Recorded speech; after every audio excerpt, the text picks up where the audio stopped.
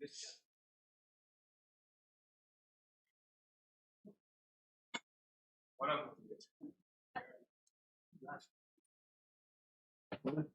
a nice meeting. There you go. Okay, thank you.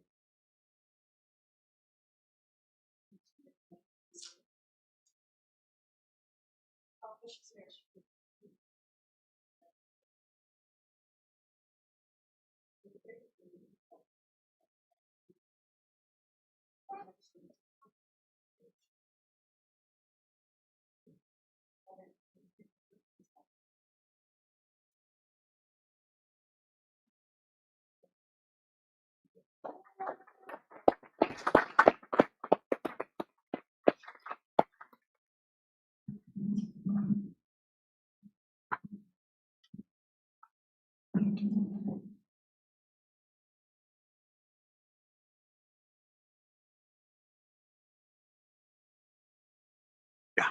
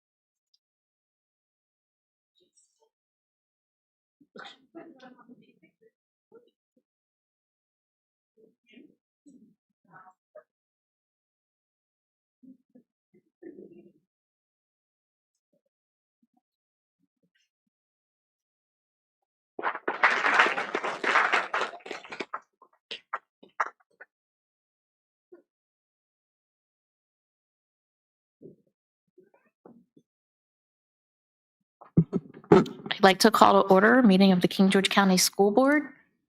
The invocation this evening will be done by Pastor Rick Cruikshank.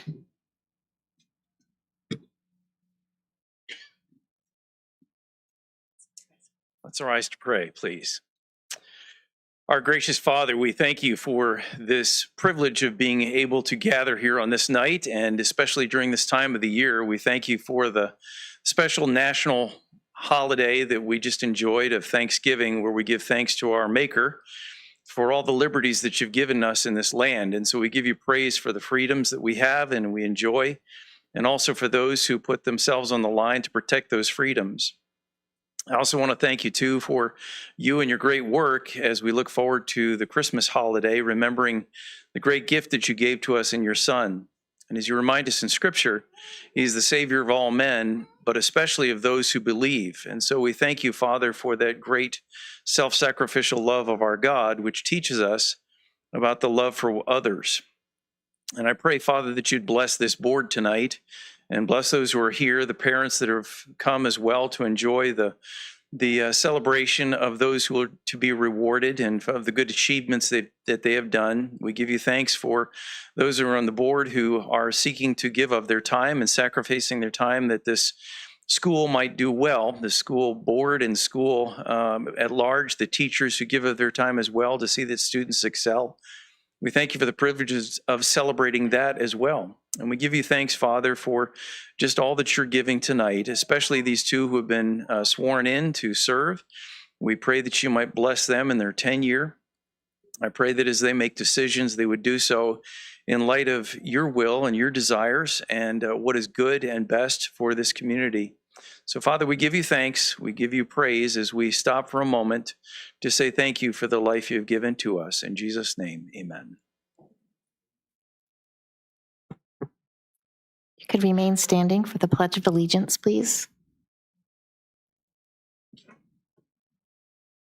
I'm sorry, to be led by the King George High School Student Council Association.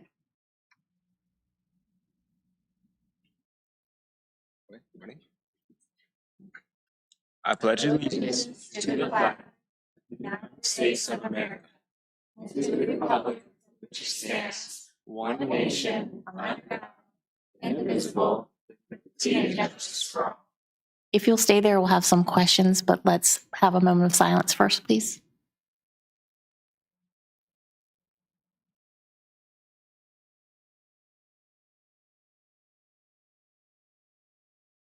Thank you. So tell us who you are. Okay, my name is Marcus Andrews II. I'm the student council president. My name is Trinity Andrews, and I'm Student Council Vice President. My name is Caleb Posey. I'm Student Council Secretary. My name is Emma Mendenhall, and I'm Student Council Historian. My name is Ruth Louise Page, and I'm Student Council Parliamentarian. Thank you so much for leading the pledge. My board members have some questions for you. Yes, I have one. And any one of you or all of you can answer this. What have you learned or gained the most from being part of the student government? What I've learned so much is how much passion we really have at King George High School. A lot of my campaign was focused on rallying students, and I've really found how much these students really care about and how much we really want to get done and how much us as a team can really do.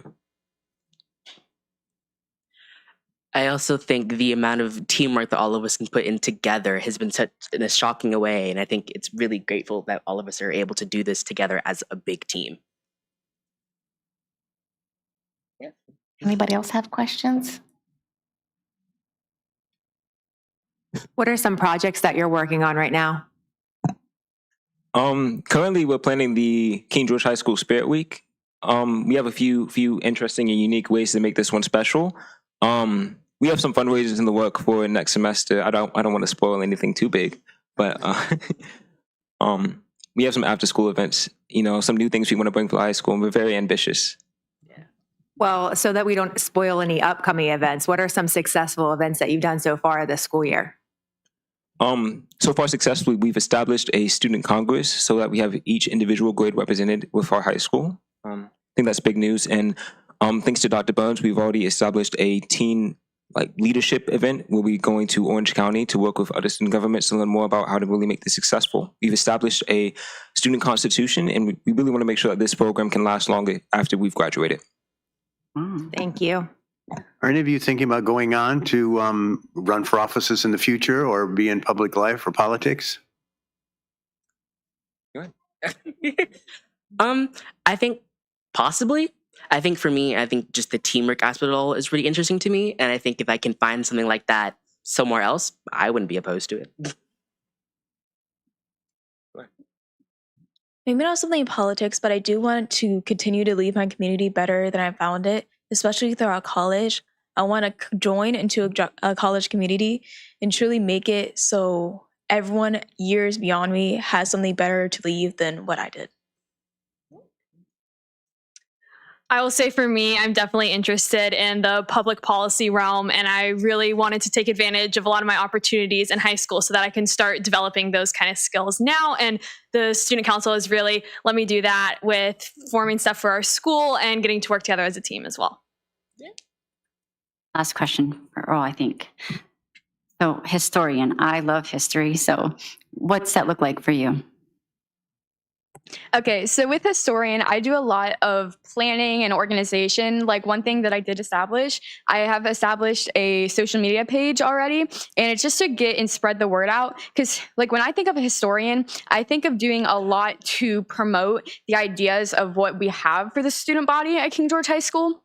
I feel like there's a lot of different things that people haven't done, and there's a lot of things that people can do. And I think just creating things that are more outside of the box and that also get students engaged would be just a great idea. And that's what I'm trying to promote.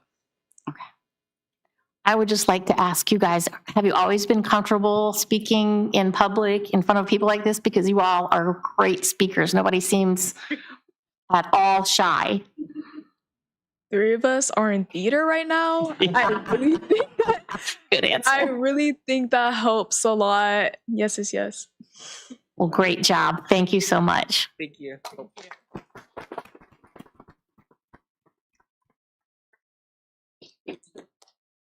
Now we have some good stuff to celebrate tonight. Yes, Madam Chair.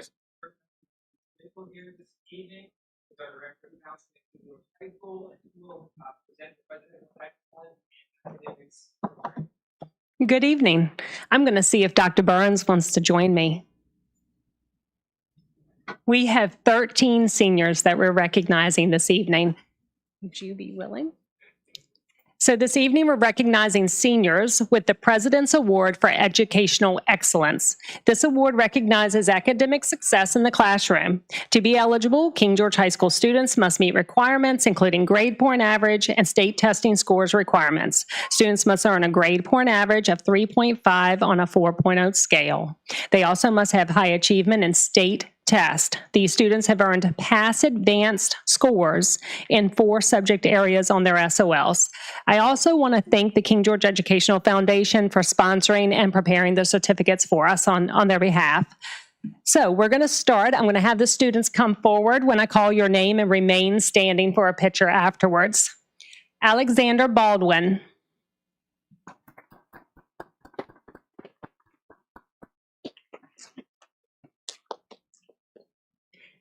Fatima Benuelos. Alex, you can come up here. Oh, yeah, stay right up here.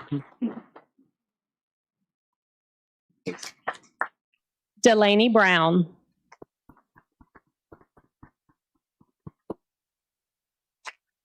Brian Hollis.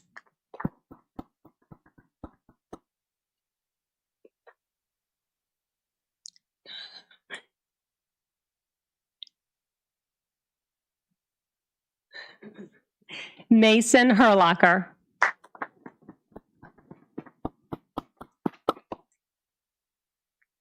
Griffin Lusk.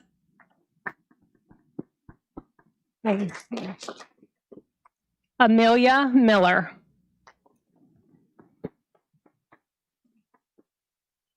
Rebecca doesn't have one, but she knows it. Rebecca Wynn. Okay. Colin Norris.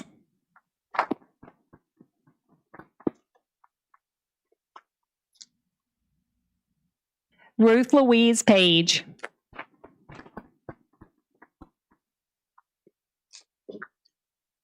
Ethan Seaman.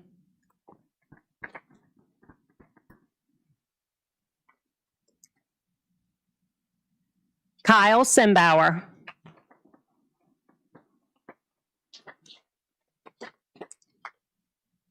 And Mercedes Stevens.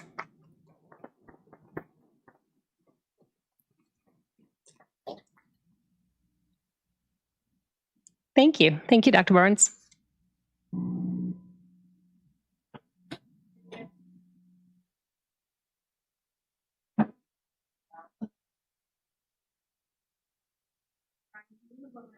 Thank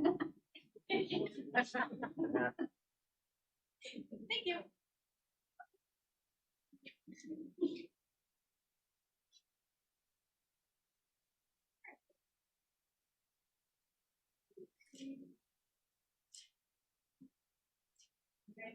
Congratulations to your parents.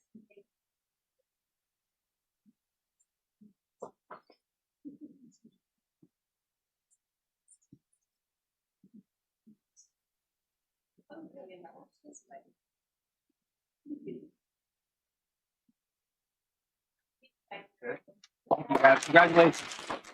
Congratulations.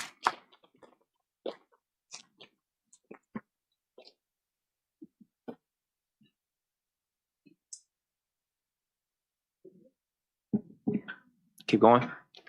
Okay, next up, Madam Chair, we have Miss Angie Harris here this evening for the recognition of the King George Dahlgren Rotary Club.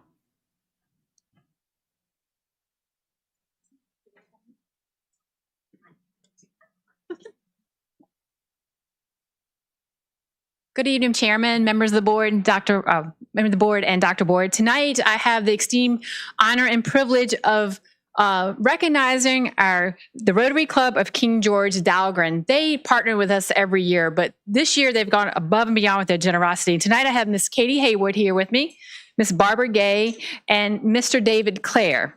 So we want to extend our heartfelt gratitude for the Rotary Club because of their outstanding partnership and unwavering support for our schools and our community. They have donated $1,500 to a much-needed math, to purchase much-needed math picture books for each of our elementary schools to enrich our learning for our youngest students. In addition, they have also donated 96 coats and hoodies to all the students across our school division. And I also wanted to take time to recognize Becky Gallimore. She donated 35 of those hoodies from Rocky Top Embroidery. And that was a big undertaking. And they all got out before the weather hit, so that was great. And also, they also have generously been donated a grant to the King George High School Work-Based Learning Program, which will enhance opportunities for our high school students to gain real-world experiences. Again, I know it's kind of on your agenda to accept these donations, but they go above and beyond, and they're silent partners with us all the time. And I thought it'd be just a great opportunity, especially a night of recognition, to recognize these hardworking community members that really support our school system in all shapes and sizes, really, between coats and books. And last year, they donated books for all of our kindergarten classrooms, and now helping with our CTE program. So I just really wanted to give them this moment to thank them. So did y'all like to say anything?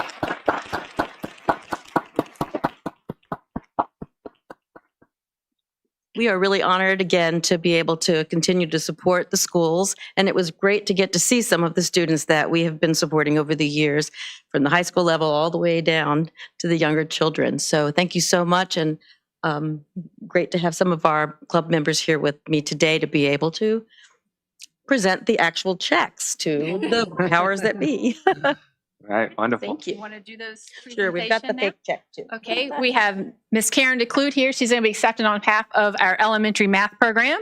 I have Miss Terry Rinko here accepting our donation. I'm sure y'all not got a problem with that, right?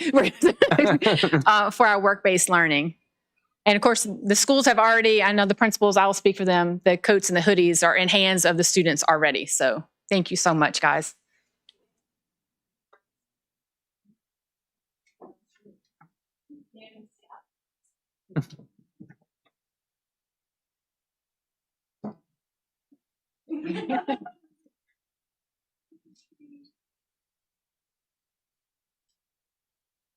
All right. Thank you, guys. Thank you.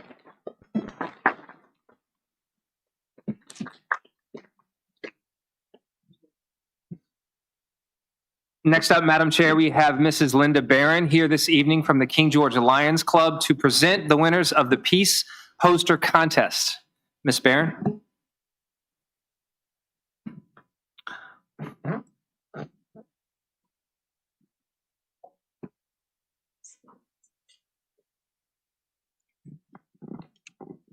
Well, once again, thank you for the King George board members for letting me show off the King George Middle School art students. The Dahlgren Lions Clubs, with the help of King George Middle School art teachers, Miss Hannah Fallon and Miss Holly Shedden, has proudly sponsored an art contest entitled The Peace Poster at the King George Middle School for the past several years. I am Linda Barron, contest chairperson. The contest is open to the students who will be 11, 12, or 13 years of age by November 15, 2025. They must use a medium approved by the Lions Club International and without the use of AI-generated art. Every year, Lions Club International comes up with a theme that the students interprets through their art. This year, the theme is Together as One. They have about 2 months to complete their poster. The Dahlgren Lions Club members then pick a winner and award the winner with a certificate of achievement and a $50 check. Each participant is recognized with a certificate of appreciation and a $10 check. The winning poster then goes to our district club officials, and if their poster wins overall district, it goes on to the international. And they compete against students all over the world, and they can win up to $5,000. We've had one student in the past that has gone to international. She won over $600. We also asked the winning artists to submit a statement interpreting what they've created. Zoe Baxter stated that this poster represents connection and the desire for peace among all communities. I choose to make the poster because of the Beatles song, Come Together. She went on to say that it inspires me because of the message of the song, Come Together, Together as One. So I believe we have a slideshow, and Ms. Shadan is going to announce it. Yes. Okay. Do you want to stand over there? I'll send them over and we can get it. Our first student is Ava Briscoe. Her art is featured up on the board. And Ava, I can do that. And then where would you like? Yep. You go stand right Maybe up you there, can honey. Our second student is Christina Gonzalez Rentiera.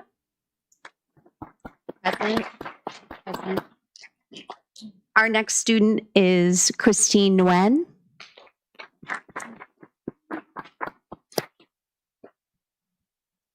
Then we have Harper Jones.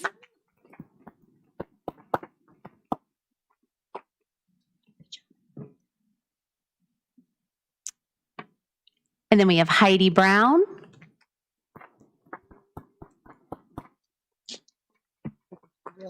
You're welcome. Hunter Dudley.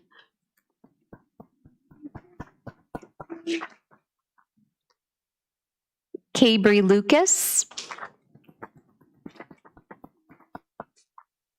You're welcome. Then we have Teddy Tremaglio. And then the winner from this year is Zoe Baxter.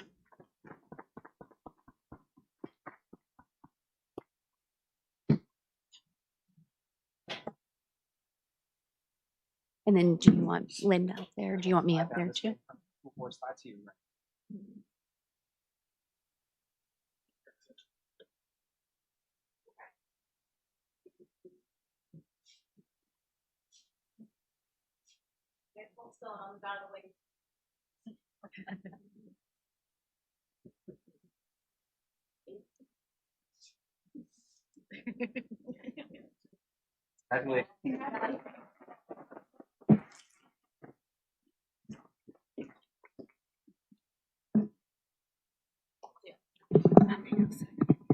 And don't forget your zip. Yeah, that one, I got it. Madam Chair, next we have Miss Amanda Higgins here this evening to present the holiday card contest winners for this year.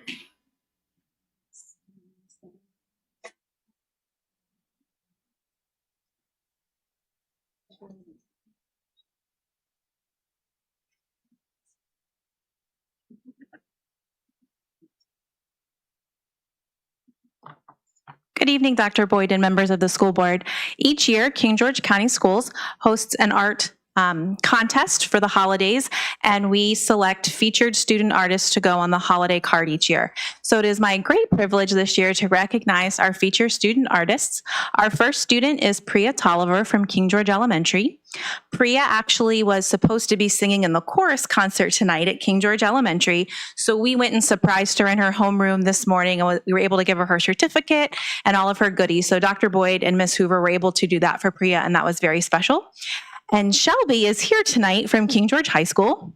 Shelby, if you'd like to come forward.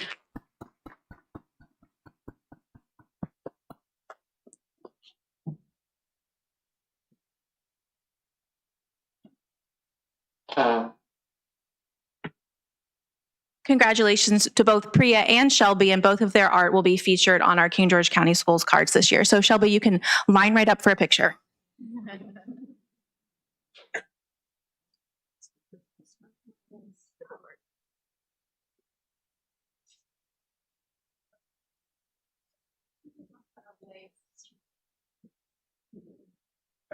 Congratulations, Shelby. Congratulations. Yep.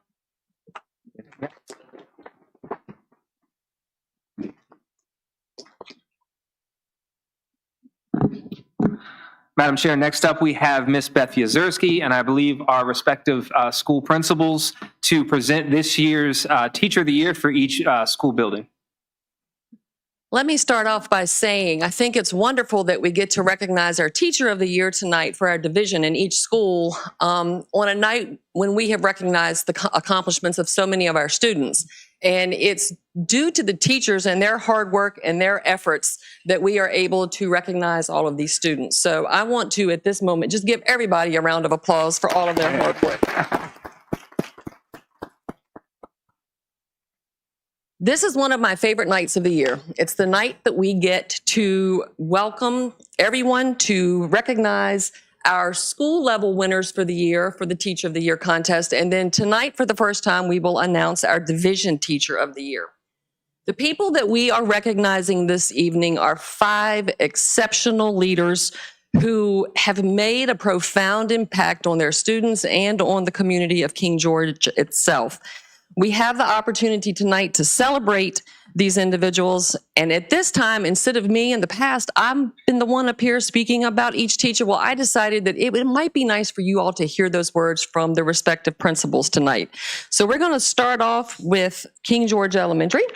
And Miss Wages is going to talk about Rhonda and Xana, their Teacher of the Year. Get up here.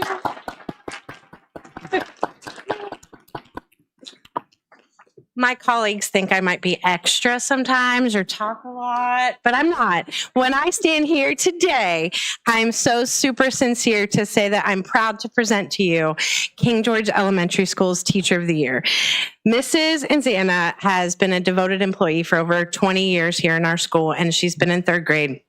We found each other over a passion for all things Pittsburgh, go Steelers, and all the things. And I've never gotten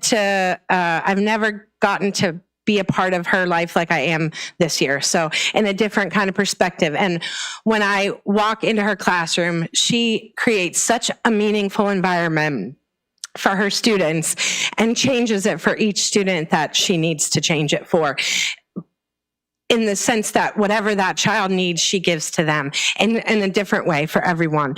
And it's really great to see the relationships that she builds, and she does it with just such ease and how do you say, funniness, humor, I should say. I couldn't think of the word, but she just exemplifies what it means to be a great teacher, what it means to be a great leader. She leads her team.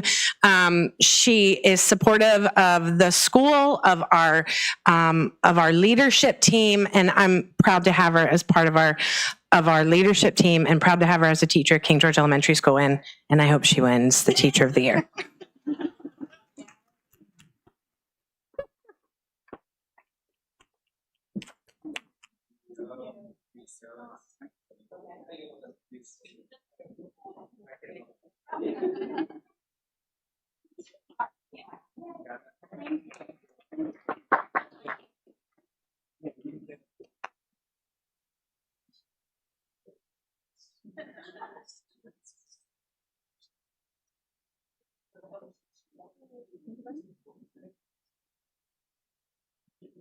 Coming over, sir. Ready to go? All right. Good evening. And just like Miss Wages, I'm really hopeful that he'll be the one. This is Mr. Shane Pacelli. I'm really honored to be able to introduce him because he represents the very best of Potomac Elementary. He has been a part of the PES team since 2015. Most of that in math, which doesn't always get celebrated as some of the other things, but an excellent teacher and team leader. Like most of the recipients tonight, what stands out most about Shane is his unwavering commitment to students. I could say this about all of them, but he's there before the sun rises. He's there well after the sun sets, just making sure to prepare meaningful instruction for his students. He's always communicating with families, tutoring after school. Shane just has had a very profound impact at Potomac Elementary, touching every corner of what's happening. He served on lots of committees, led lots of projects at our school, and he just brings great energy, reliability, and we're really proud and honored to have him at Potomac and to share in this recognition. He deserves it. Congratulations, Shay.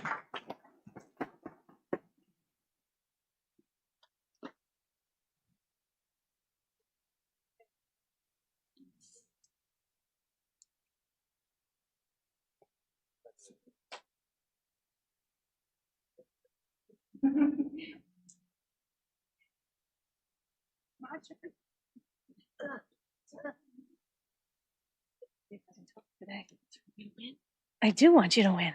Okay. Thank you for having us today. I am so honored to have Ms. Tina Miller here to represent Sealston as our Teacher of the Year this year.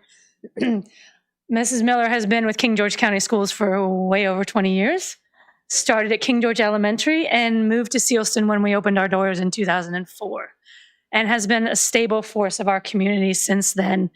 At the heart of her work is her students and her passion for what she does every day. Ms. Teague talked about Mr. Baselli being there and putting in all the hours. Tina's car is usually there before and after mine is. And not that that's always a good thing. And I remind her that sometimes she has to leave, but her passion is there. And she pours her heart and soul into her classroom and her students. I love walking into her classroom on any given day and stepping over students on the floors because they're doing projects with each other or talking to each other and quizzing each other and practicing while others are at their stations and some are sitting at their desks as she is managing all of it with her students. And it's amazing to see every day when I come in. She creates an environment where her children feel supported. The instruction is differentiated no matter their needs. And because of that, she has just a longstanding impact with the community of Sealston.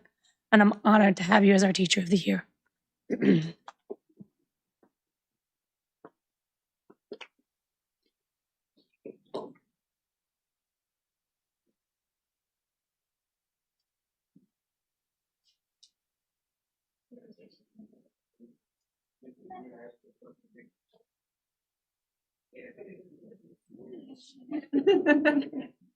You can put it on the ledge if you want.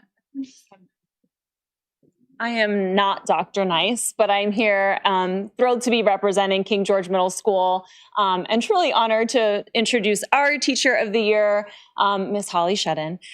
She has been, yeah, do that.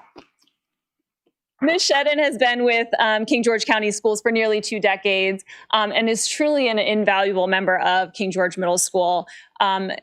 She greets every student and staff member with just she truly does radiate joy throughout our hallways. She brings beauty and joy to our hallways in the cafeteria, and we all enjoy looking at the work that our students do.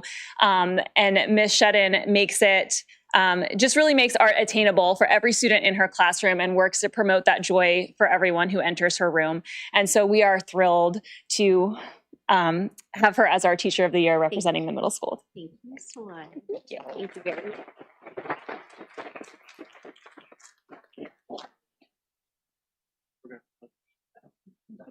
Yes, you are. That would be good.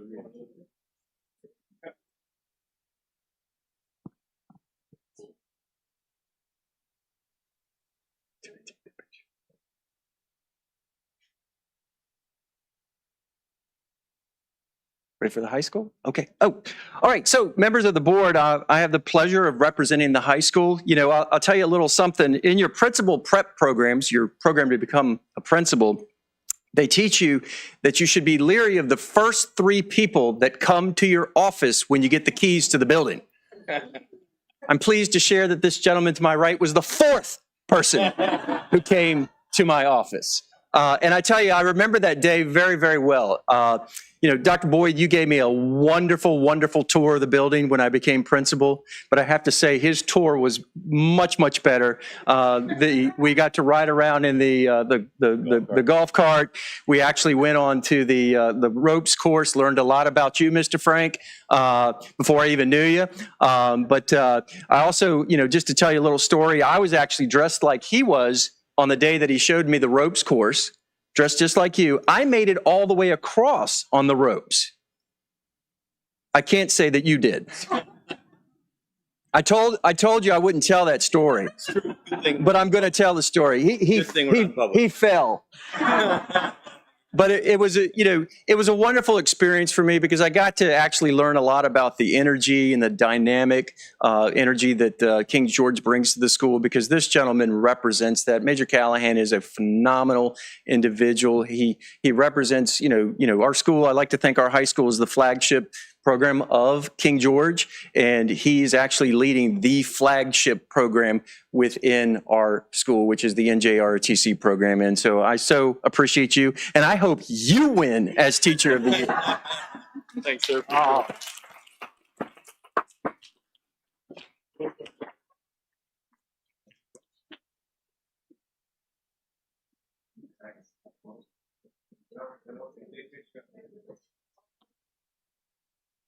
Oh, okay.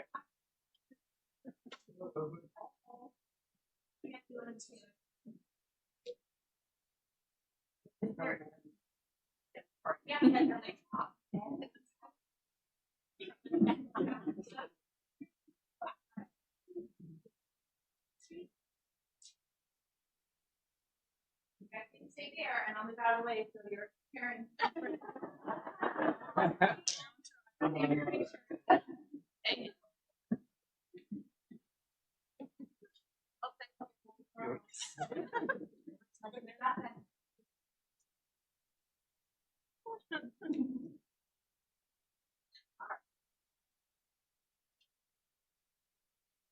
So thank you, principals. That was awfully nice of you all to get up and speak those kind words about your teachers this evening. And congratulations to all of you. You all are all truly deserving, and I think they all deserve a round of applause.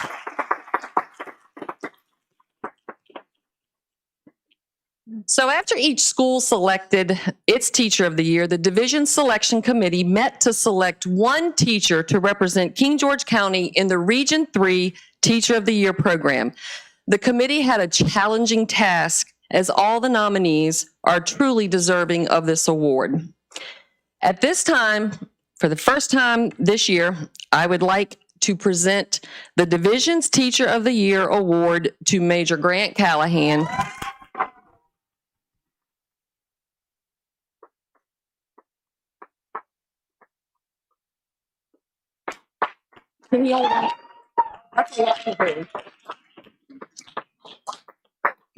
Congratulations, Major Callahan, and best wishes to you as you represent King George County schools in Region 3 for the Regional Teacher of the Year. And I have to tell you, I will be at the high school Wednesday, I believe, with your homework assignment that you will have, your packet that you will have to prepare for your next. Okay.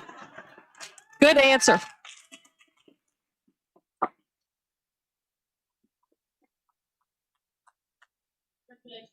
Oh, yes.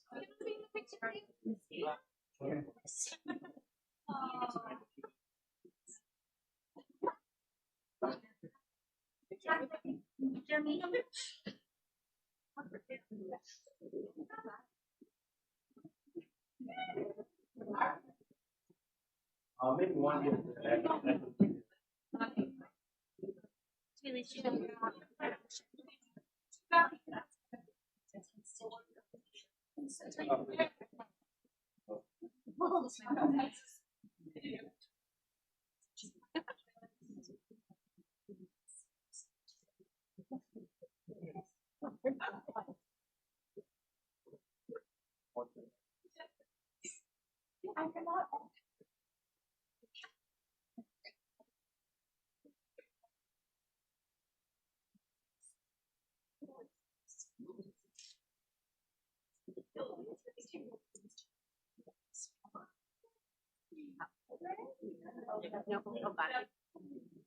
What's it?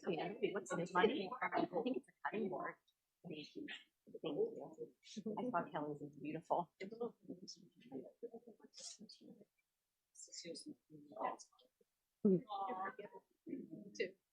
I'll follow you. I'll follow you anywhere. I'll follow. Thank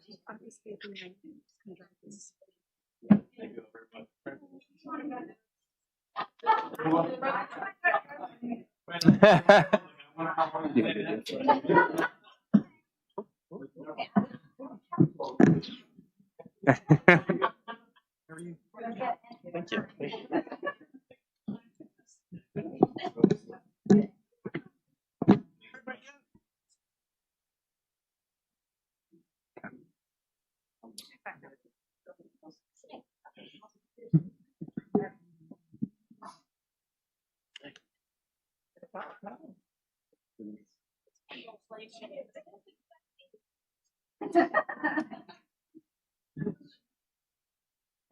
Ready to keep going? So, Madam Chair, the last item on our recognition section this evening is school board service. So I'd first like to say to all our school board members, this is the end of the year, and it's an opportunity to reflect and look back on the previous year. And I will say that I've served on other boards, I've been at many other board meetings, and I just want to comment collectively as a board. I think the collegiality and the investment that our entire board puts into this process is really nothing short of amazing. I really think serving with you guys on the inside of the circle, knowing all of the phone calls, all of the meetings, all of the thought that goes into the product that we create is amazing. And we don't always agree 100% with each other, but that's what's beautiful about it, because we're so professional. We really present a polished product. And I can't say enough about the year and what we've been able to accomplish as a school board because of the members that we have. So thank you so much for that. Continuing on, we have one board member this evening that will be serving his last meeting with us tonight. So I wanted to take an opportunity to say thank you. Not only for being a board member, a board chair for 2 years, but really a friend as well. The time that we've spent together over 4 years, and this, by the way, is the first board member that has served a full term with me. And you all will be in that same boat as well. But I do want to take the opportunity to say thank you for the guidance, for the time, for the ear you have lended to so many valuable conversations for me. I think as we've all been through challenging situations, and particularly you, Mr. Bush, when we've had to deal with particularly challenging issues, you've always held true to your principles. You've always led with your heart and your mind, and you've really provided a lot of guidance for me as a new superintendent. So I want to say thank you. You will be sorely missed. And I hope you know that I'll still have you on speed dial and give you a phone call every chance I get. But thank you so much for providing 4 years to King George County Schools. We are a better school division because of you. Thank you very much. We have a gift for you, sir. Open it up. This is a blanket. Can I open this up, or is it? Okay. All right, so it's a plaque, and this is a little gavel, and it says, your guidance and direction as a board chair has strengthened the bond between the community and the school. David Bush, King George County Schools, board chair 2002 to 2025. Congratulations. Yep. Thank you, sir. Yep. Good night. All right. Thank you. I want to say a couple words. I'm not allowed. Well, you know, as a pastor and a preacher and missionary, we're never lacking words. But I want to thank, first of all, thank you, the board members that are here. Nobody was here with me from the beginning, but I appreciate every one of you. And then also the administrators, and I'm looking to see Ms. Renko's face out there, and so many others, the principals, administrators, teachers, and there's just so many people, Amanda, Beth, and Aaron, and then also Jesse. Thank you, Jesse. I've worked with a lot of superintendents as a high school principal, and then a couple as a board chair. And that's been a privilege and an honor.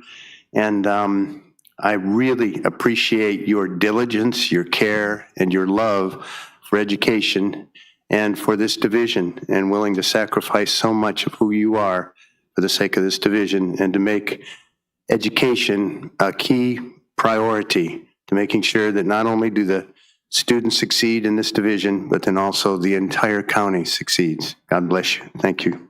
Thank all of you.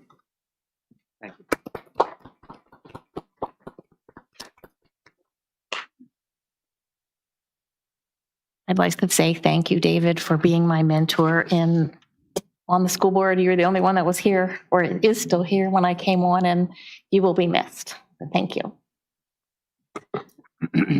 Moving along to public comment.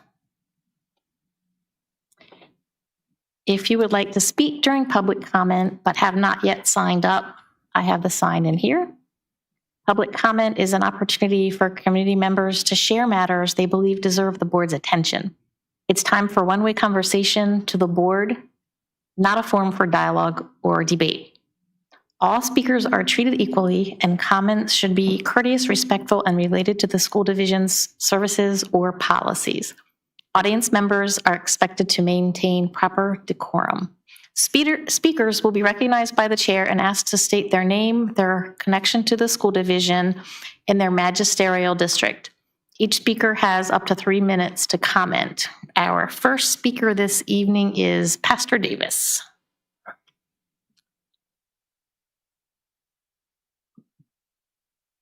Thank you. I am Pastor Davis, the past 49 years at Tabernacle Baptist Church anyway. And it's an honor to be here on a night like tonight, school board and student representatives. And I just feel real bad that y'all feel like you had to empty the building before I spoke. But anyway, my time is already running. In Isaiah, 700 years before the birth of Christ, 700 years before the incarnation, the prophet Isaiah said in Isaiah 52, "And so shall he sprinkle," that word means startle, "and so shall he startle many nations.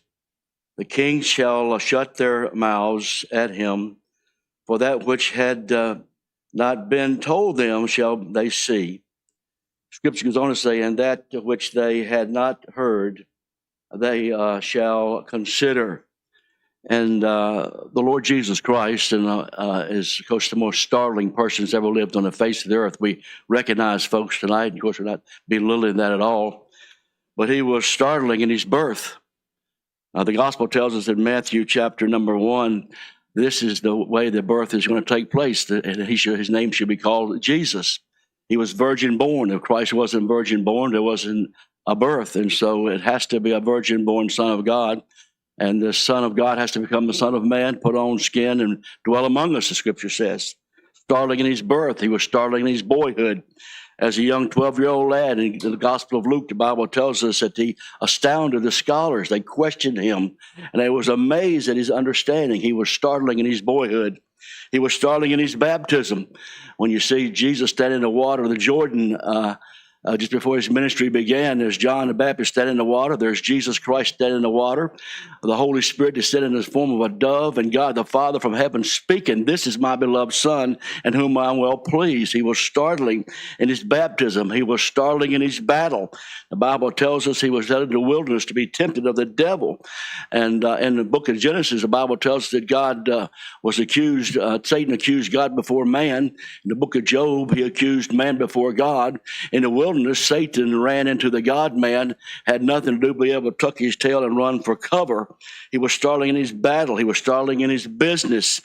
He was, no matter what he was preaching, he preached the word. He was faithful in what he did. His business, of course, he taught one having authority. He was amazed at his doctrine. He was startling in his behavior. And of course, the Bible tells us that he was conducted himself in a way that was pleasing to God the Father. And he calmed the storms, and he raised the dead, and he healed the blind. He walked on the seas. He was startling in his behavior. He was startling in his boldness. And I'm running out of time. And I am he that was here before the foundation of the world. He was startling in his benevolence on the cross. He forgave. He was startling in his burial. He rose from the grave. And he was startling in his brilliance when he returns again in glory. The skies will open up and we'll all behold him, the Savior of the world. They all said, Amen. Amen. Thank you for the you. extra 5 seconds. Thank you. Thank you. Next, we have Teresa Cato, sorry.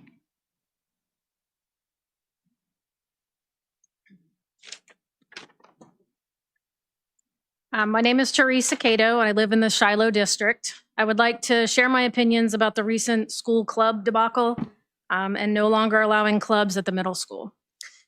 Welcome to King George County Schools. Empower, engage, inspire. This is what is currently listed on the website as the mission and the vision of the school. You will empower, engage, inspire students in a caring, safe, healthy learning environment, providing them with diverse, dynamic learning experiences and skills for success in an ever-changing world. The vision is to be the model of educational success, providing opportunities for students to envision, achieve, and thrive. I have had 3 children graduate King George High School. They went on to college and are making their way in this world as well-rounded and caring humans. Their individual learning styles were all drastically different. They each found inspiration that enhanced their classroom learning and things outside of the classroom that were offered at King George County Schools, such as drama, music, sports, extracurricular activities, and even clubs. The connections that occurred outside of the classroom were just as vital to the success of my children, and I'm positive that they are to every child that's in this county. My 4th child is a student at King George Middle, and she is the student who tried to start, that tried to start the GSA club. And unfortunately, it's attracted a lot of attention. I'm sorry.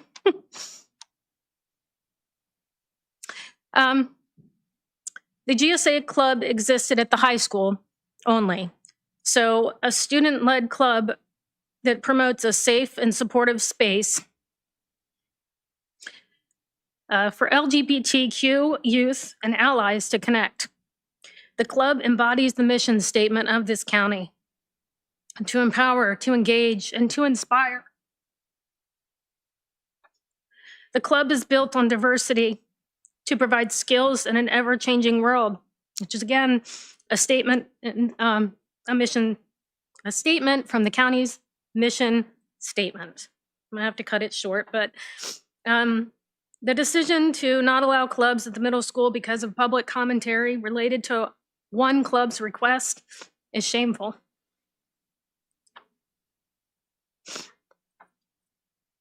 I'll be done. Thank you.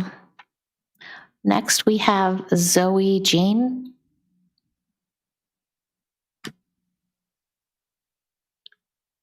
Hi. Jesus. I'm part of the Shiloh district. Zoe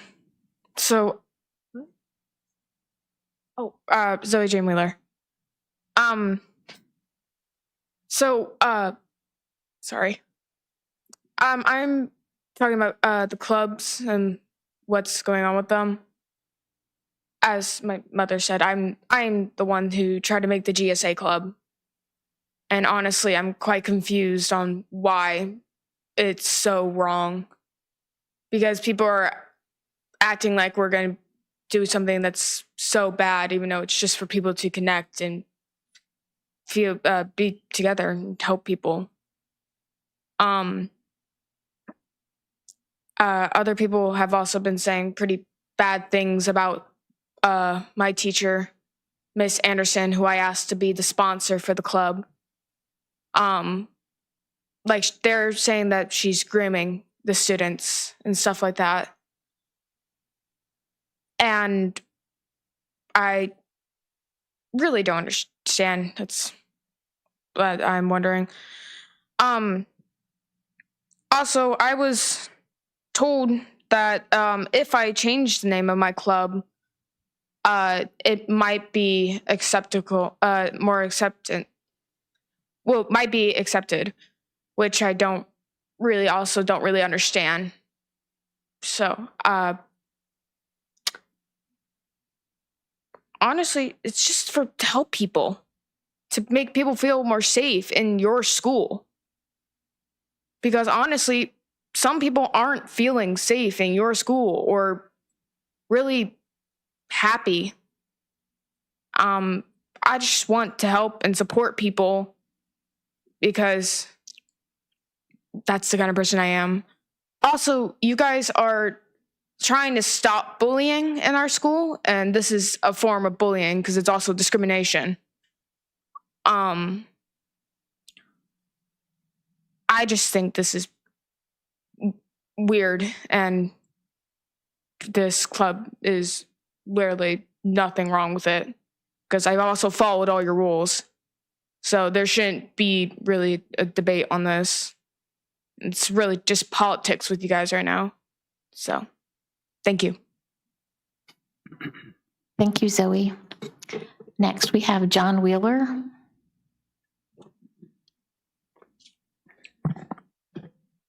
Hello, my name is John Wheeler. I'm in the Shiloh District.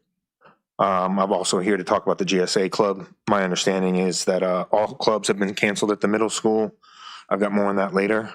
When I was in here in September and I told you that I personally knew the person that requested the GSA Club and I was sure that she hadn't been groomed, I wasn't kidding. It's my daughter. I don't understand why this is so controversial. Are people pretending that they don't remember what it was like to be in middle school, going through puberty and trying to figure out who they were? I don't mean gender or gay or hetero. I mean wondering who the hell you were, whether or not you even liked yourself, if you were cool or if you were a loser. These are things that middle schoolers wonder about. These are things that middle schoolers talk about. Sex is also forefront on many of their minds. Puberty. It's just a fact. Do I need to say any more? They talk about this too. The GSA Club is something Zoe Jane is trying to form because she wants to talk to other kids that are questioning things about themselves and feel comfortable doing that. She's trying to find out if she's alone or if there's someone at her age that has a different perspective that might help her figure out some things about herself. She's asking for a semi-structured, adult-supervised setting that seems less harmful than the potential alternatives, internet forums with perverts looking for kids like that to manipulate, or less sinister but also damaging, other kids with wild imaginations and no adults around to try to help these steer the things back to a fruitful conversation. What about AI chatbots? Do we want these kids asking AI about their feelings or have conversations with them about anything to do with their real lives? And don't pretend that you can control their computer usage. I've recently found out that kids regularly outsmart our school's IT team. They can get unfettered access to the internet. I'd rather they be supervised by an adult we trust than to scour the shady corners of the internet with no check. I have 3 other kids that are products of the King George Middle School. 2 of them have graduated college and started their careers, and the other is working on his degree. I have a fair amount of experience in being a parent. Sometimes kids don't want to talk about things with their parents, or they want to talk about it in a different way. They don't want to talk about things the same way. They want to talk about them with their peers. That's completely natural. I reiterate that I would rather a controlled environment over the ignorance that can prevail when kids are left unattended. That's all that Zoe Jane and some others are asking for. If you don't want your kid to participate, and this is not necessarily for you guys, but for any other parents, don't let them. Don't sign the permission form. Let the kids whose parents are okay with them joining this kind of club have this space to feel safe talking to one another. It literally doesn't hurt you in any way. It doesn't hurt them to talk about things. They're going to do it anyways. Let's let it be supervised by a responsible adult. My understanding of the law is that canceling all the clubs in the middle school is this board's way of trying to manipulate things so that they are at the letter of the law. I'm not a lawyer, so that's just my understanding. The law refers to secondary school, though. The high school falls under that description. Are you going to be canceling all the clubs there, too? I've got a lot more to talk about. I guess I can do it at more supervisor or more school board meetings. Thank you, Mr. Wheeler. Dr. Boyd? Thank you, Madam Chair. Thank you, Pastor Davis. I wouldn't think it's a public meeting if Pastor Davis doesn't take his 3 minutes. And Zoe and Mom and Dad, thank you for coming tonight and sharing what you shared. It's not an easy thing to do, and I can tell you it hasn't been an easy thing for our board to consider either. It takes a lot of bravery to do that. So I certainly do appreciate you guys coming out and speaking tonight. It's certainly something that has been challenging on many faces. And for you to come forward, I can only imagine how difficult that was for you. So I appreciate that. Thank you so much for being here. Thank you, Madam Chair.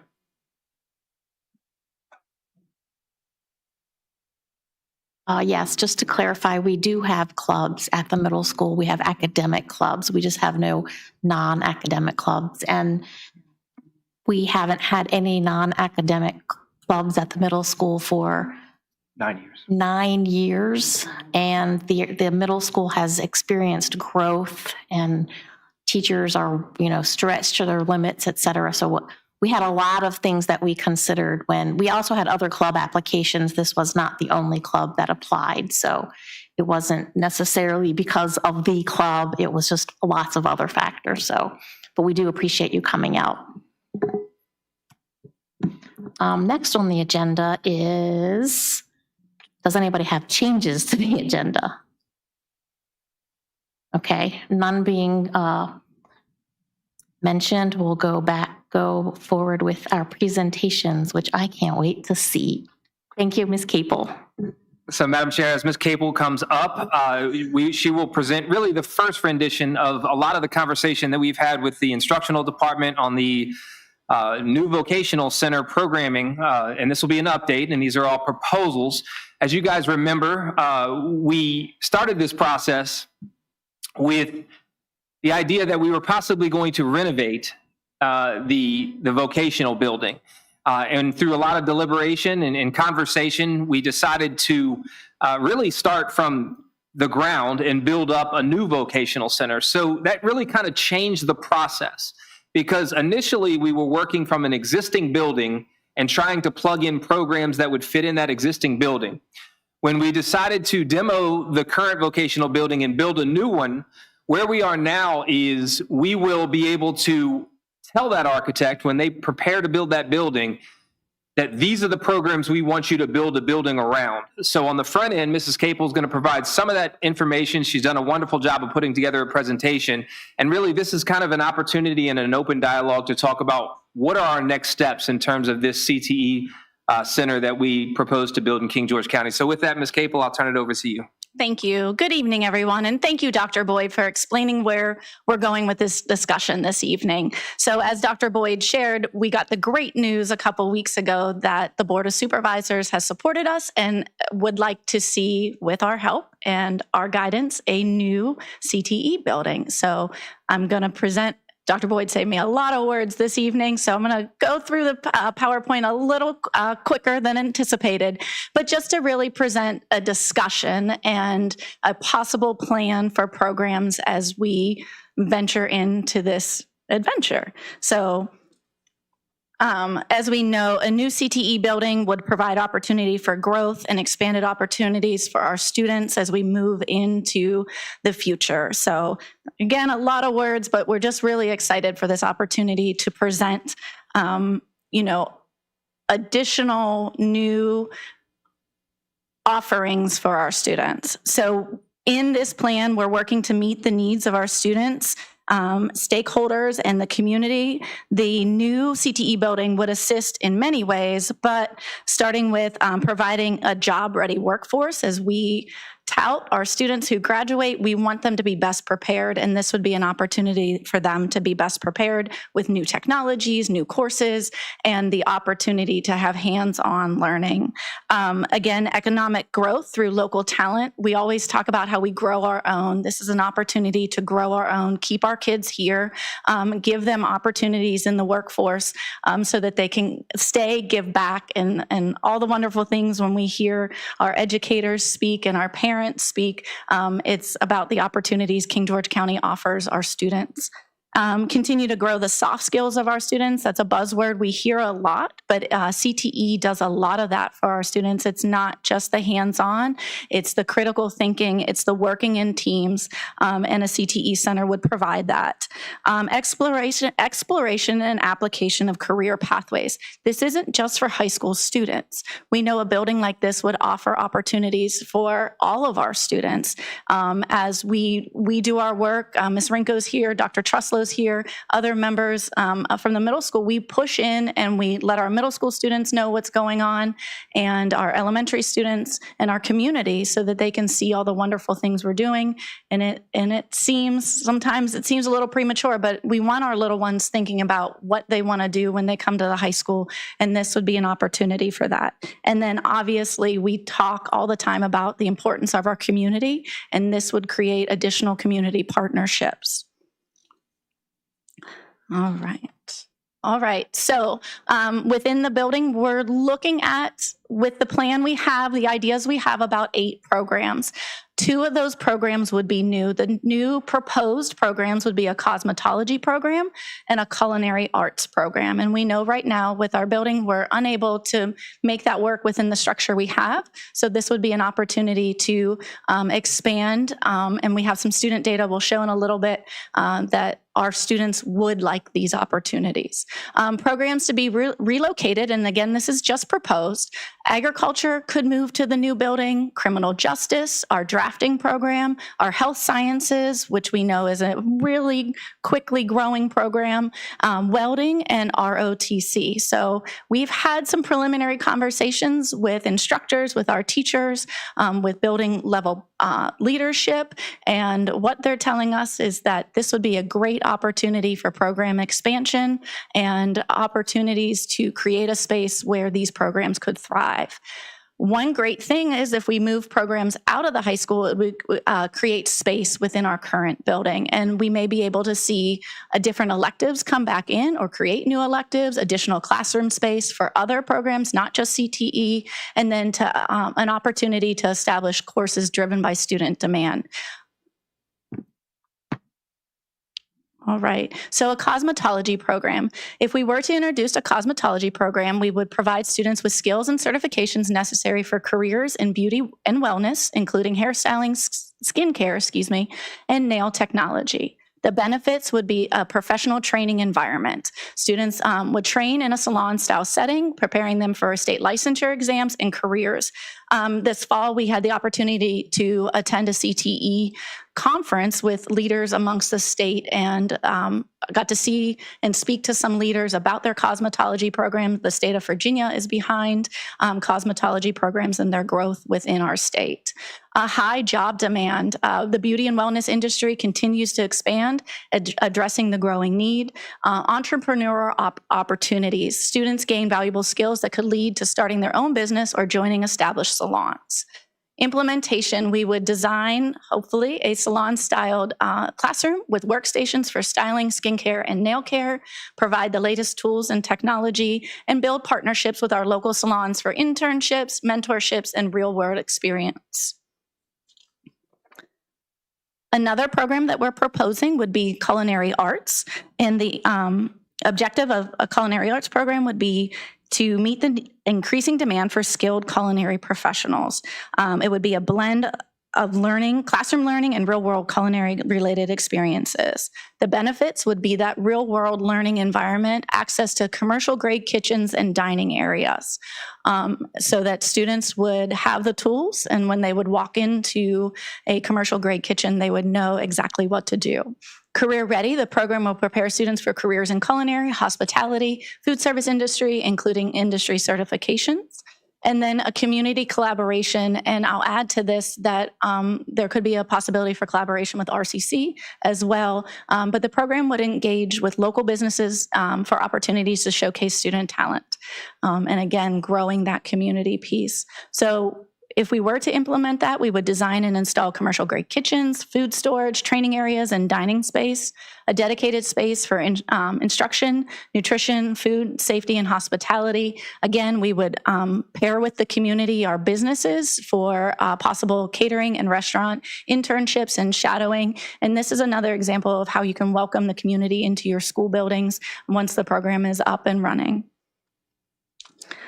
And I won't go through each piece of our relocated programs, our programs that are already existing, but I will ask that you keep in the back of your minds that this would allow for expansion and update. So with our agriculture program, larger space for growth, larger facility for more storage, the proximity to the greenhouse. When we talk with our instructor, that idea of food, like farm to table, we're able to grow things and put them back in our cafeterias, in really support our community with cultivation and sustainable farming, and then improve our safety and efficiency in a new program or a new space, With our criminal justice program, a benefit may be additional space for practical hands-on learning, for equipment and simulations, increased visibility, potential partnership with ROTC. If you're not aware, they do work together, and this would be, expand that opportunity to come together and grow our programs. Development of transferable skills in a classroom created for the demands of a criminal justice program. Our drafting program, the workspace design would meet the needs of the drafting program, a classroom, again, specifically created for them. Flexible space would allow for pre-engineering classes to be held in such a classroom. And then in the vision or the current idea, this would have a multi-use space with what they need. It could also be used, whether the community comes in it or other classrooms could come in and push in and use. So, our health science programs, they are growing. We are rapidly expanding, and this would create a state-of-the-art facilities, a medical simulation lab, and patient care environments, increase student capacity. Right now, we have to cap it because of the space. We're hoping we could expand that opportunity for our students. And then advanced training, hands-on learning equipment with up-to-date equipment. ROTC, additional workspace to allow for the program-specific requirements and physical testing. You've been in our buildings. You often see our cadets around the school. We'll give them that space to expand. They have some great ideas, and we're willing to listen to those ideas. It would be closer to the track for that physical component, that physical fitness component. And then additional secure storage. That the ROTC program has a lot of items, and we want to make sure that they can properly house those items and keep those items in good condition. And then our welding program, again, we would offer an updated additional workspace, student capacity for more hands-on time, ensuring future success. And I'm sure, again, you guys are all aware of the multiple certifications they can receive. And if we have that space to allow them to work within that welding field to earn those certifications, that would be a benefit to our students, and an opportunity to upgrade equipment as needed and to assist with any industry updates. All right, so if we were to relocate, it looks like about 6 programs from our high school. That does create opportunities within our own building. So we would have a brand new CTE center doing really great things, and maybe the opportunity to revamp some existing classrooms, existing areas. We have ideas for, so possibly as programs leave, the building trade programs could expand into carpentry, plumbing, and or electrical. Again, we would take the data to make those decisions. Expansion of the gymnasium and weight room area, that we would be able to maximize the use of space during the school day, so for our physical education classrooms and such, and other programs. And then in the evening, support communities that are, our community sports and parks and rec that come in, and athletic program growth. There's ideas would include maybe the early childhood program coming back based on the location in the building and some of the classrooms that would be vacated. And then the ability to share the culinary lab with main school foods and nutrition classes. Right now, we're unable to host any of those electives like foods and nutrition, intercultural foods, those such things based on our current layout, but we might be able to share that space or allow students to move back and forth between the buildings. All right, the data. So on the national and state level, the Virginia Employment Commission shows the demand for food service workers is expanding to growth due to the increasing number of restaurants in Virginia. And over the next couple years, it's predicted to grow by 7%. The Virginia Career and Workforce Development shares that much like the national trend, professional care, including hairstyling, skin care, and nail care, is expanding rapidly, and they're predicting between an 8 and 10% growth. The Bureau of Labor Statistics says that the restaurant industry will continue to grow due to the increase in consumer spending on dining out. I'm guilty of that. And then while the beauty industry is expanding due to the aging population and the increased demand in personal care. The Virginia Statewide Economic and Employment Insights share that healthcare needs are growing due to our aging population. The nurse aid need is projected to grow by 12%, while the medical assistant job field is projected to grow at 18%. When you look into it, much of our regional or local data is tied back to the state data and even national data. So I don't have as specific data, but quarterly data from the Fredericksburg Economic Development Authority shows growth in the areas of hospitality, restaurants, beauty services to support the demand for skilled culinary and cosmetology professionals. George Washington Regional Commission reports indicate that the workforce trends are focusing on service industry, which includes culinary and cosmetology. And also the King George County Economic and Workforce data aligns to the regional data supporting the demand for skilled professionals in culinary and beauty sectors. So last year, our students are polled as they are in their programs and in their classrooms. And what you see, we're going to look at the blue. And these are some programs we asked students, what would you be interested in? And if you notice over the cosmetology, over 400 students in our high school last year said they would be interested in those opportunities.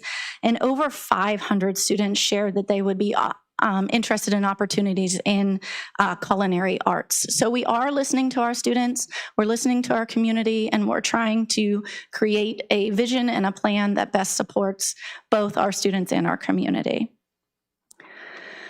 So as we plan and go through this process, we want to get out and see other programs, and had the opportunity to speak with a leader from the Spotsylvania Career and Technical Center. He welcomed us over. He said, anytime, come on over. He said, can you just wait till the new year? Let's get through December.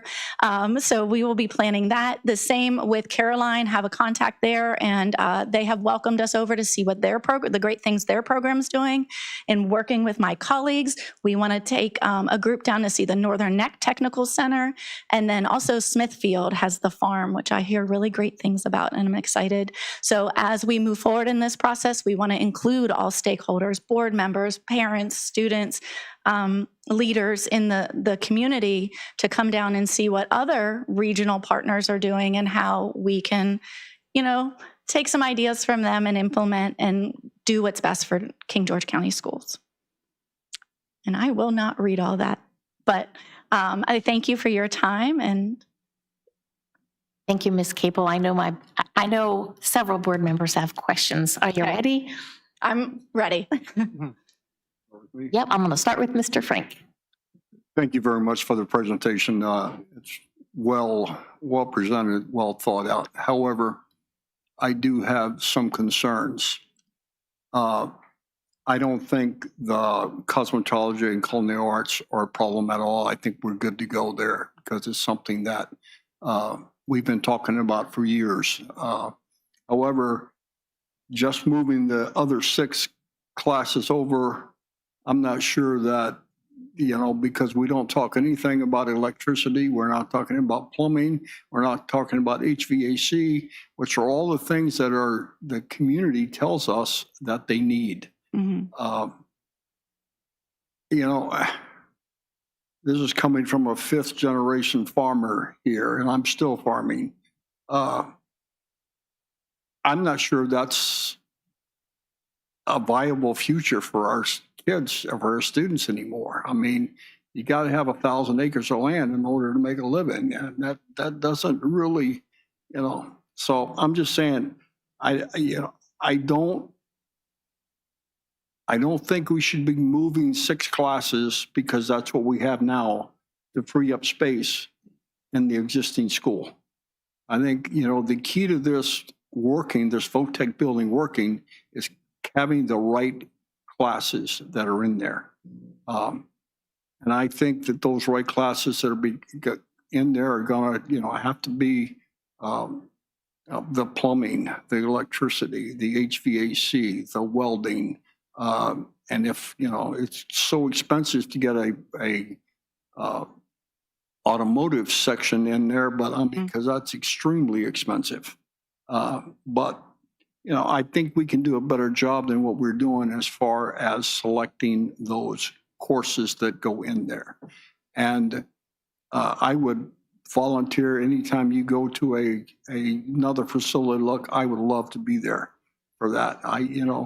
The planning on this is something that we have to, we can't just knee jerk and get it out there. We need to look to make sure that we're providing the students who don't want to go to college with, opportunities for a, six-figure income in a few years after graduation. And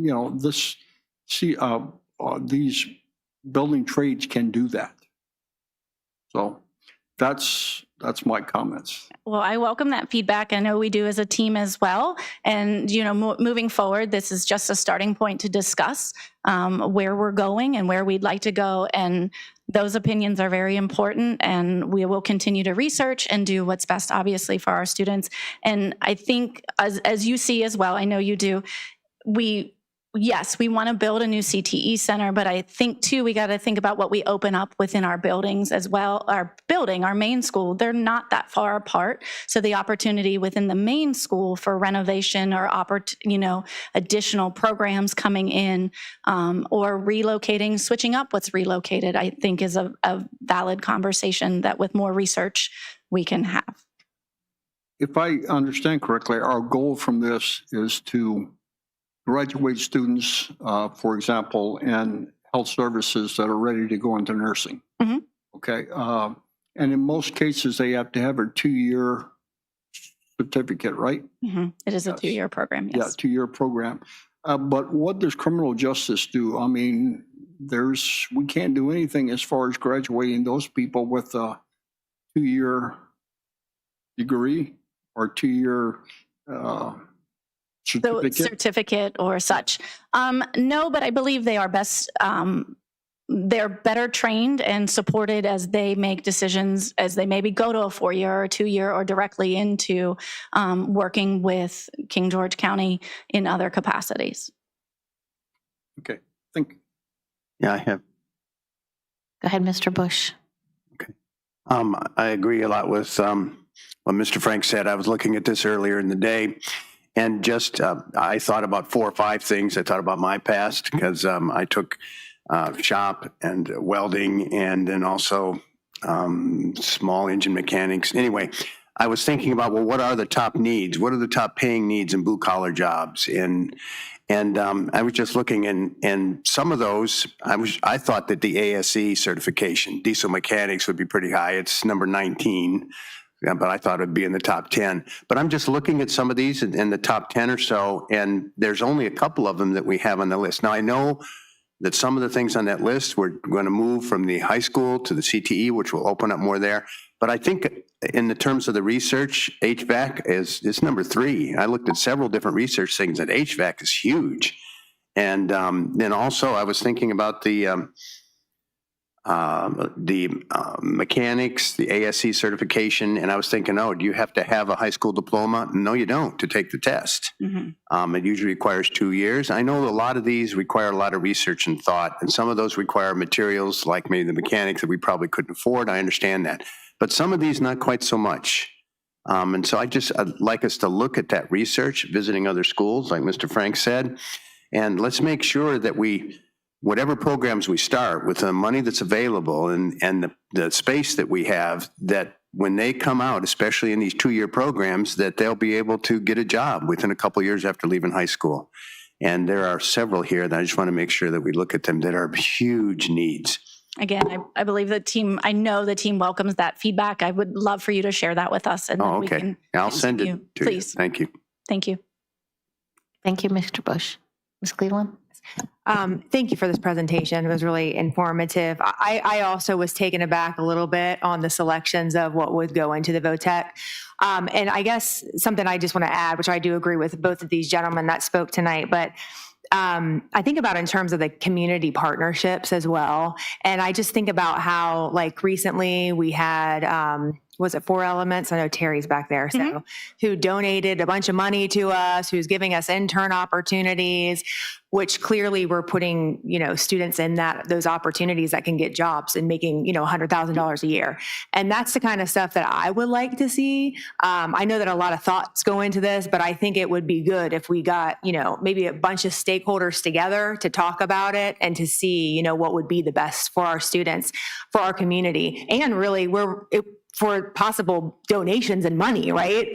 Because there could be that out there for these organizations or these industries that want more. And again, as the IEC program gets off the ground, second semester, I think we'll have that data and that interest. Ms. Rinko and the team at the high school, Dr. Truslow, have worked very hard to ensure that we have the right students and that we're giving opportunities to our students. But yes, I'm so excited for that program and to see the sustainability and how it does prepare our students as they walk out the door. Yes. Thank you, Mrs. Cleveland. Mrs. Davis, do you have anything? I'm so sorry because you're like the messenger. I think you kind of can feel where the board is at. When I was looking at what was put together as far as the classrooms, it felt like we were focused more on how we're going to relieve space out of the high school. And I think what we're all trying to say is like we're really looking forward to. I Googled AI, VOTEC school, and it says these schools provide specialized programs to prepare students for a workforce directly after graduation. And that's what we're hoping. I think we don't want to see, we want to see VOTEC programs in the school, not moving from the high school into this, because that's what the VOTEC is supposed to be. And that's what we sold to the board of supervisors and to the community, that we were going to create a building where these kids can go instead of going to college and get a job right after graduating from this program. And so that we would like to see it kind of more geared to that. I hope, going forward. Thank you. Thank you. Thank you, Mrs. Davis. So I was one of the fortunate people last year to go on a field trip down to Smithfield, and that was amazing. And I would love, as Mr. Frank said, to go on and see the other opportunities. But the one thing that I was really looking forward to personally was the STEM, but I know that's a very pricey program, but with the labs that we saw there was so motivating to the kids and just open thought. And so that's my 2 cents. But we know that this is all in the works and this is just planning, and now you have our feedback. Well, thank you. And I think that would be part of like the drafting classroom. We talked about maybe pre-engineering or setting that drafting classroom up in such a way that it would have multi-use. Quick question about that, about the welding class. Currently, I've been in the welding class, met with you in the welding class. What's missing in the welding class that we would have to move it? I think just updating certain and I'll be honest, I may use the wrong vocabulary terms in speaking about welding and such, but where they do the work, the opportunity to maybe spread out a little bit more, create more stations where they can weld. My understanding is ventilation is very important in those classrooms, and the hoods and everything that they need to successfully do that and safely do that. So they don't have hoods right now? They have, the ventilation system is there. Yes, it's there. I don't want to waste space. So if we have a good welding room that's already in use and maybe just needs updating, let's do that. So just utilize the space. What do you know about it? I see you over there. Dr. Ward, I was just thinking, we talked earlier today. When do you think we'll be able to get a diagram of that 2-story building and then put a schematic in it on where we can put things? So you mean the 2-story building that RRMM proposed? Yes. So, I mean, let me back up. We have a very loose diagram in the feasibility study right now. It's not detailed at all. However, because we have decided as a board, and really Board of Supervisors has decided to start from zero and build up, what's really going to fuel that design is programming. So we're going to, and this is a great conversation on the front end, and this is the feedback that we want for board members and really the community and everyone else. This is exactly what we want to hear and want to continue to hear as we develop the programs that go in there. But really the programs now, because we're starting from zero, we're going to build from the ground up. The programs is what's going to drive the actual design in that building. When you talk about health sciences, you know, you're talking about a classroom space, but also a lab space where it looks like a hospital room and multiple stalls for those. When you're talking about culinary, you're talking about classroom space, industrial kitchen, oftentimes a dining room that can be used to host guests. So once we decide on those specific programs, that's going to really guide the next step in this process so that we can get a specific design from an architect. So right now, if you remember, and if you listen to the Board of Supervisors meetings, as soon as the new year rolls around, the Board of Supervisors and the county administrator is going to push out an RFP to hire a term architect for the county. That's going to take probably a month or two to finalize and get that finalized. Once that person is in that role, what we want to be able to deliver to them at that time, and again, we're talking about a month or two away, that's why we want to start this conversation now, is really a list of programs and ideas that have been vetted through the school board and through the community that's going to provide them guidance on what we want that facility to look like. So once we have these conversations, once we continue some more discussions with the instructional department and some community outreach, we're going to say, these are the programs that we want in this new facility. And we're going to deliver that to the architect and say, build us a building that, you know, when we're talking about architects, hopefully we're talking about architects that have experience with vocational buildings and things of that nature, like RMM or some others out there. And then they're going to be able to say, yeah, with a health sciences program, you need this. With a welding program, you need this. And they're going to build it based on that guidance from us. Because that schematic, that real rough one you're talking about, I mean, the whole second floor has only got 2 classrooms and 1 open space. Yeah. So that's right now is very, very generalized. And so the guidance we received from RRMM when we discussed this is plan for somewhere in the ballpark of 6 to 8 programs in a footprint of that size, depending on what 6 or 8 programs those are. Some programs take more space than others. Thank you, Ms. Capel. Thank you. Have a good evening. You too. Thank you, Ms. Capel. And we're sorry if you feel beat up. That's not our intention. No, it's exactly what, I mean, honestly, guys, and we appreciate it. And Ms. Capel and I talked about this meeting tonight. We do want the dialogue. We do appreciate the conversation from board members. We'll continue it with the community. And really, this is a very important process on the front end of this, that we do have conversations, critical conversations about what we think we need in that building and what we think we don't need in that building. And those things are going to help this process move forward and really create an end product that is something that this community will appreciate.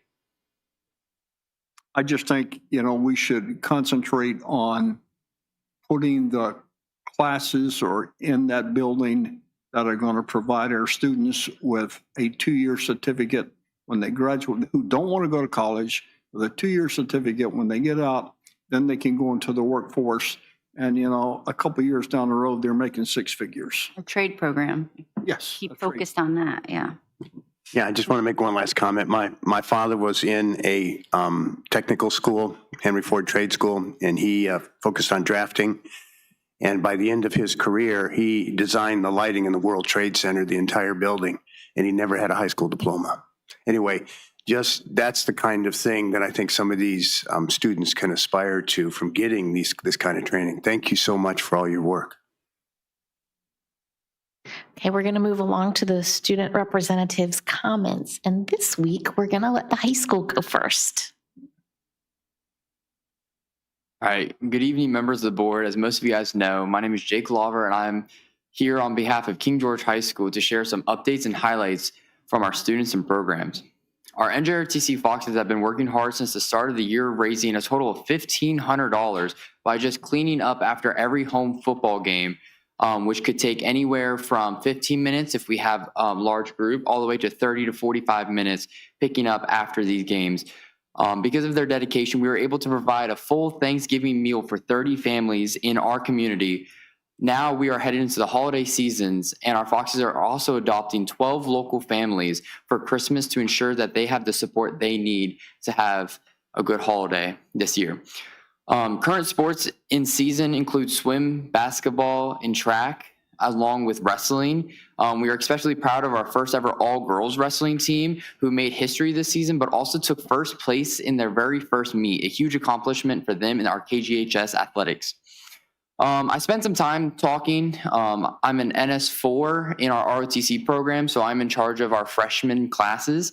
And I got to speak with them about their experiences in their first semester in the high school, and kind of like what they didn't expect and what they got more of that they were hoping for. And a common theme is how many teachers are encouraging them to build independence and to strengthen their critical thinking skills and to grow themselves as confident leaders and learners in our system.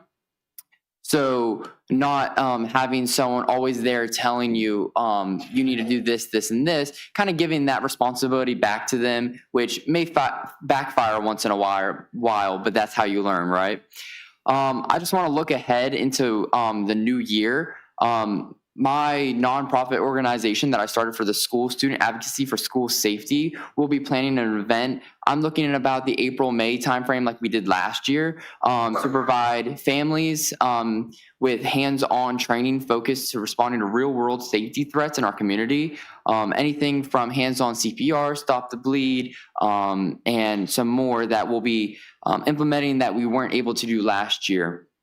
And then with some important upcoming dates, we have the Winter Band Concert that happened on December 3rd. The improv show was scheduled for December 5th, but has been rescheduled to this upcoming Friday at 6 p.m. The Christmas Chorus Concert on December 11th at 6 p.m., along with our winter play, The Trial of the Big Bad Wolf, January 21st, with the dinner at 5:30 p.m. and the show time is 7. And this is both the 21st and the 22nd. And then our seniors will have a brunch on December 18th, be able to kind of bond with their fellow class and have a good time while eating some food. Our advisory committee also had the opportunity to meet with Dr. Boyd today, and we discussed a lot of areas of improvement around the school, including the parking lot flow and the proposal for allowing seniors to leave early to reduce congestion. We also talked about ways to build on and further strengthen those critical thinking and long-term retention across our classes that those teachers are helping us with. So I just wanted to thank you, Dr. Boyd, for giving us that opportunity yet again this year to meet with you. But in closing, I just want to thank you all once again for your time and your continued support for our students, teachers, and programs. On behalf of King George High School, I wish everyone here a safe, warm, and joyful holiday season. May be full of rest, good company, and plenty of reasons to smile. We look forward to returning in the new year for even more growth and success. Thank you, guys. Thank you. I have a question about the first thing you talked about, making money after football games. I missed something. What, are you like finding money on the ground or? No, ma'am. So the athletics department provides us funds for us volunteering to clean the stadium after each of the home football games. So in the past, we only got a couple of the games, but this year, all of our Foxes stepped up to take responsibility for all of the games this year. Thank you. I obviously wasn't paying attention. Oh, yes. Sergeant Major Frank did remind me. We have our home drill meet this weekend. So throughout each year, our drill team competes at different schools around our area 3-4. But this weekend, we get to host. I think we have about 12 schools coming down. And we're spread out across the high school and the middle school, trying to keep all the schools warm since it should be kind of chilly this weekend. So if you guys would like to come out, I think performances should start about 8 o'clock, and we should be presenting awards at 2 p.m. We will not be competing, but we will host these schools around both of our schools, and they will get to see how we like to dominate the show. Outstanding. Thank you. Cooper, let's hear what's going on at the middle school.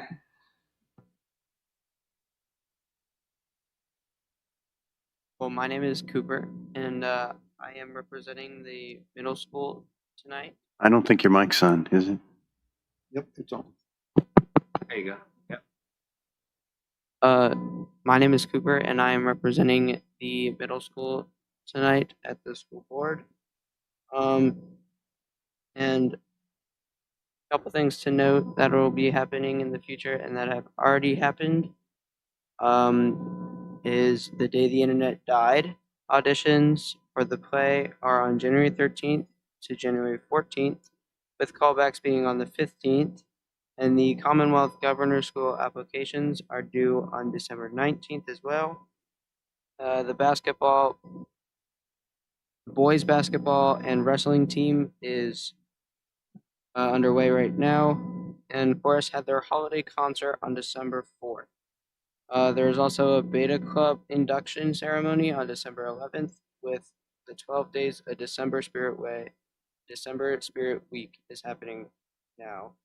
That was designed and provided to us by the leadership team at our middle school, and there's also a PBIS fundraiser where students can buy temporary tattoos for a teacher of their choosing or a teacher of their choice, with the prices ranging from 50 cents to $2. Dr. Nice is hosting the December attendance challenge, as well as also had hosted the November attendance challenge, where students who attend school every day December will be entered into a raffle at the end of the month to win a prize. Last month, the first place student won a free lunch from Dr. Nice of their choosing. Then finally, on December 19th, that is the last day of the first semester, and that is also the last day of quarter 2. Thank you. We appreciate both of you giving us some update on your schools. You know, Kathy, what's even better is Dad over there. He's making me smile so big because he's just like. Madam Chair, can I Yes. ask Cooper a question? Sure. Did you say it was the 19th that the CGS are due by, the applications? Thank you. I'll share that in my committee report. She said she'll share that on her committee report. She's the chair. Are you applying for it? I am. Oh, good. Great. That's awesome. Good for you.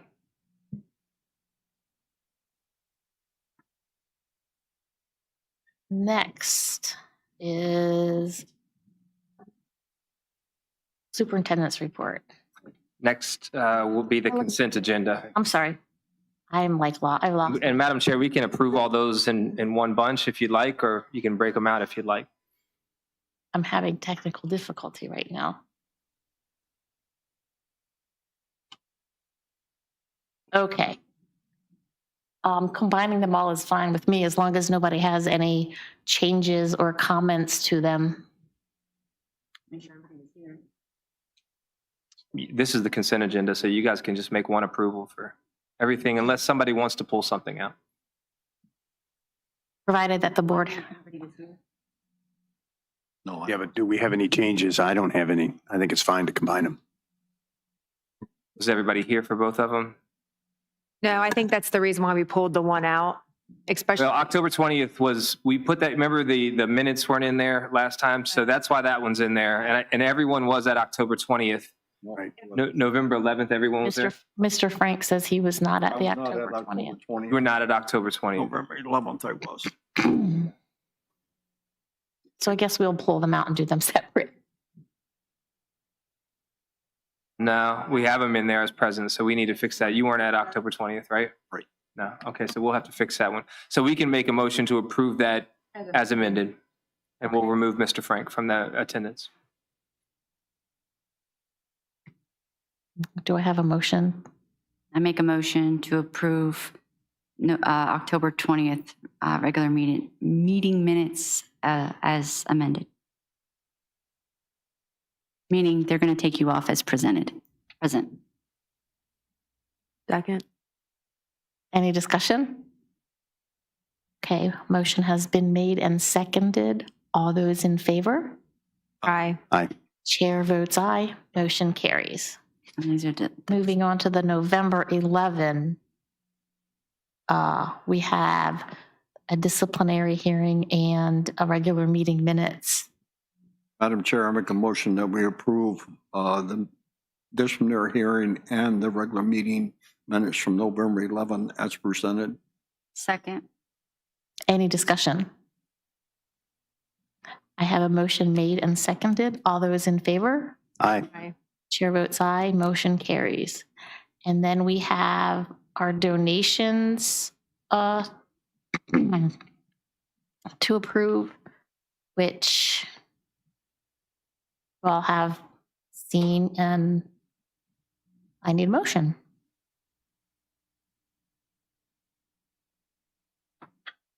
I make a motion to approve the donations as presented.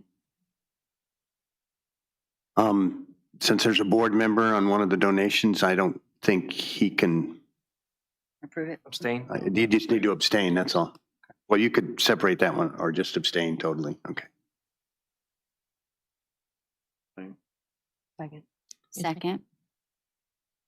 Wait, what'd you say? You second it? Are you seconding it? I will, yeah. Second. Okay, so any more discussion? Individual. Mr. Frank, I'm accepting donations too. Motion has been made and seconded. All those in favor? Aye. Aye. Abstain. Chair votes aye. Motion carries. Killing me. Okay. We don't have any action items tonight. We do have discussion items on, we were going to talk about our organizational meetings. We've had moved them back to 5:30 as to avoid going late. Do we want to leave them as is at 5:30?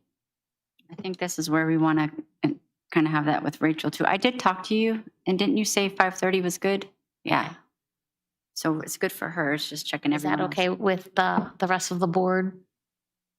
The question, I think, sorry, Kathy.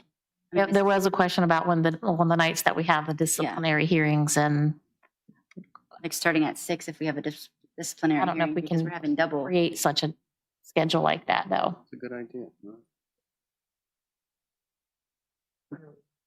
So we have to set our schedule for next year, our calendar for next year, our dates and times and everything. That's what we're talking about right now. So right before you came on the board, we had 6 o'clock start date. Somewhere during my tenure, we pushed it back to 5:30 because there were times when we were ending at 10 and 11 o'clock at night. So the discussion now is, do we want to leave it at 5:30? Right? Or do we want to push it back to 6? And Mrs. Davis had the suggestion of leave it at 5:30, but when we have disciplinary, like we did today, that we have to be at the school board office at 3 or 3:30 for 1, 2, or potentially 3, then we're rushing to get over here on those nights, we would push it. But the problem with that is we don't know ahead of time. We would have to change it on the fly as we go. That's the only, We don't know what ahead of time. Yeah. we can't plan. We would know, we would be able to communicate that when we knew there was a disciplinary hearing, but that can often be late. Now, we can always change the agenda, but it's not good for the public to find out late that we've changed the time of the meeting because it would be late notification. So it would be a little bit challenging. And so just to be clear, this is good information. And what we will do for the organizational meeting is present to all board members at that time a list of the proposed meetings for the entire school year. And what we're talking about right now is if we're comfortable with a 5:30 start time or a 6 o'clock start time.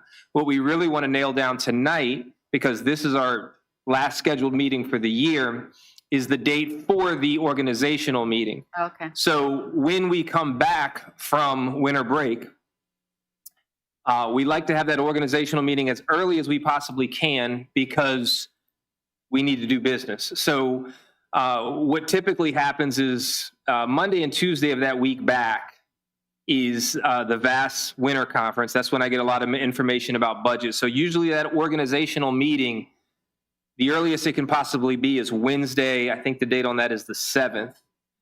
So I would propose Wednesday, the 7th, being the early possible date at 5:30 here at the Rivercombe building, if that works for everyone. And if not, we can do it later if need be. But the earliest possible date would be the 7th at 5:30 here. If everybody could check their schedules, then we'll go ahead and schedule that. And Rachel, do you know if that's a good date for you as well? Because you'll need to be here. Yeah. January 7th, yes. And so that I'll add to that. What we do that evening is we do the organizational meeting first. That's electing the chair and vice chair. And that's really about a half an hour. And then we roll right into our first regular meeting right after that. So if the board's okay with that as well, we'll make sure that that's the case for that evening. Does anyone have objections to that date? You good? Good. It is not problematic?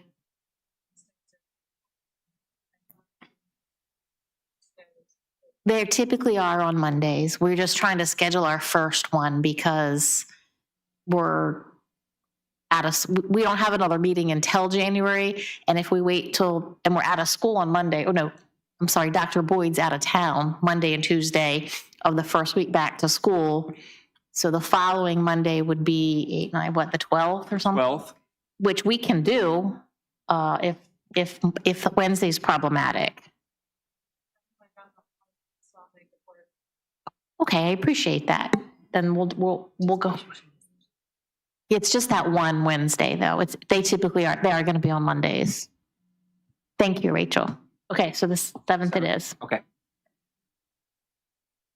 And then we have. Make it. You didn't say you couldn't. Just kidding. Yeah, you good? I'm just laughing. Okay.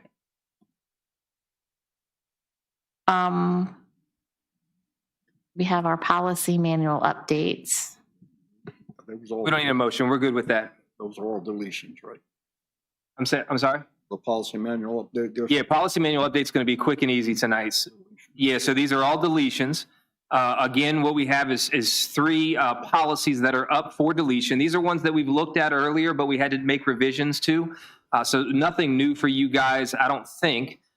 We have for the community listening, we have JHCDB, which is automated external defibrillators, AED. This policy is up for deletion.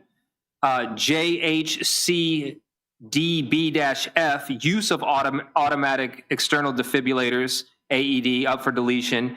And KBA-E, exhibit, rights and responsibilities, up for deletion. All of these are, all the information in these policies we've reviewed already, and they're found in other policies in other areas. So really, we're just cleaning up the policy manual. And as has been said in the past, the form is going to be deleted. That's the -F. That's going to be deleted out of the policy manual, but it's still a form that we use in practice. So if there's any questions, I can take them on any specific policy up for deletion, or I would just ask for a motion, Madam Chair. Madam Chair, I assume that, Dr. Boyd, that we can put all these together, all 5 of them. I'm comfortable with that. Yes. They're all deletions. I make a motion. All 3 of them. There's 3, yeah. 3, I'm sorry. I make a motion that we approve the deletion of the 3 policy manual updates that were mentioned. Second. Any discussion? Motion has been made and properly seconded. All in favor? Aye. Chair votes aye. Motion carries. Now, moving on to committee reports. Mr. Frank, do you have any committee reports? No, I do not. Mrs. Cleveland? I know you do. I do have a report, actually. No, I did not have a board meeting, but I just want to remind everyone, because Cooper also reminded us that the CGS applications are due by December 19th. So please get those applications in, and I wish Cooper lots of luck. Thank you, Mrs. Cleveland. Mrs. Davis? I'm sorry, Mr. Bush? Yes. I have a report. I got to go to my notes. Hold on, I had it there and my phone keeps shutting off. It's not working right, the internet. All right, yes, we had a Special Education Advisory Committee meeting a couple weeks ago, and it was very, very good, really, because we had, we voted on the new procedures and then also governance for the chair and vice chair. The vice chair is still open. The chair is Miriam Nieme, and the secretary is Jesse Bryant. Then we also ended up adopting the bylaws. But what was really interesting, two things I want to bring to the attention of the rest of the board and then also the community, and that is that 2 students attended the I'm Determined conference, which was at JMU. And that was a 3 days and 2-night conference. And they have a family track and a student track and a staff track. And we had 2 of our students that attended, and it was extremely beneficial, according to Ms. Nieme. She was talking about how valuable it was and hoping we can get more students involved with that.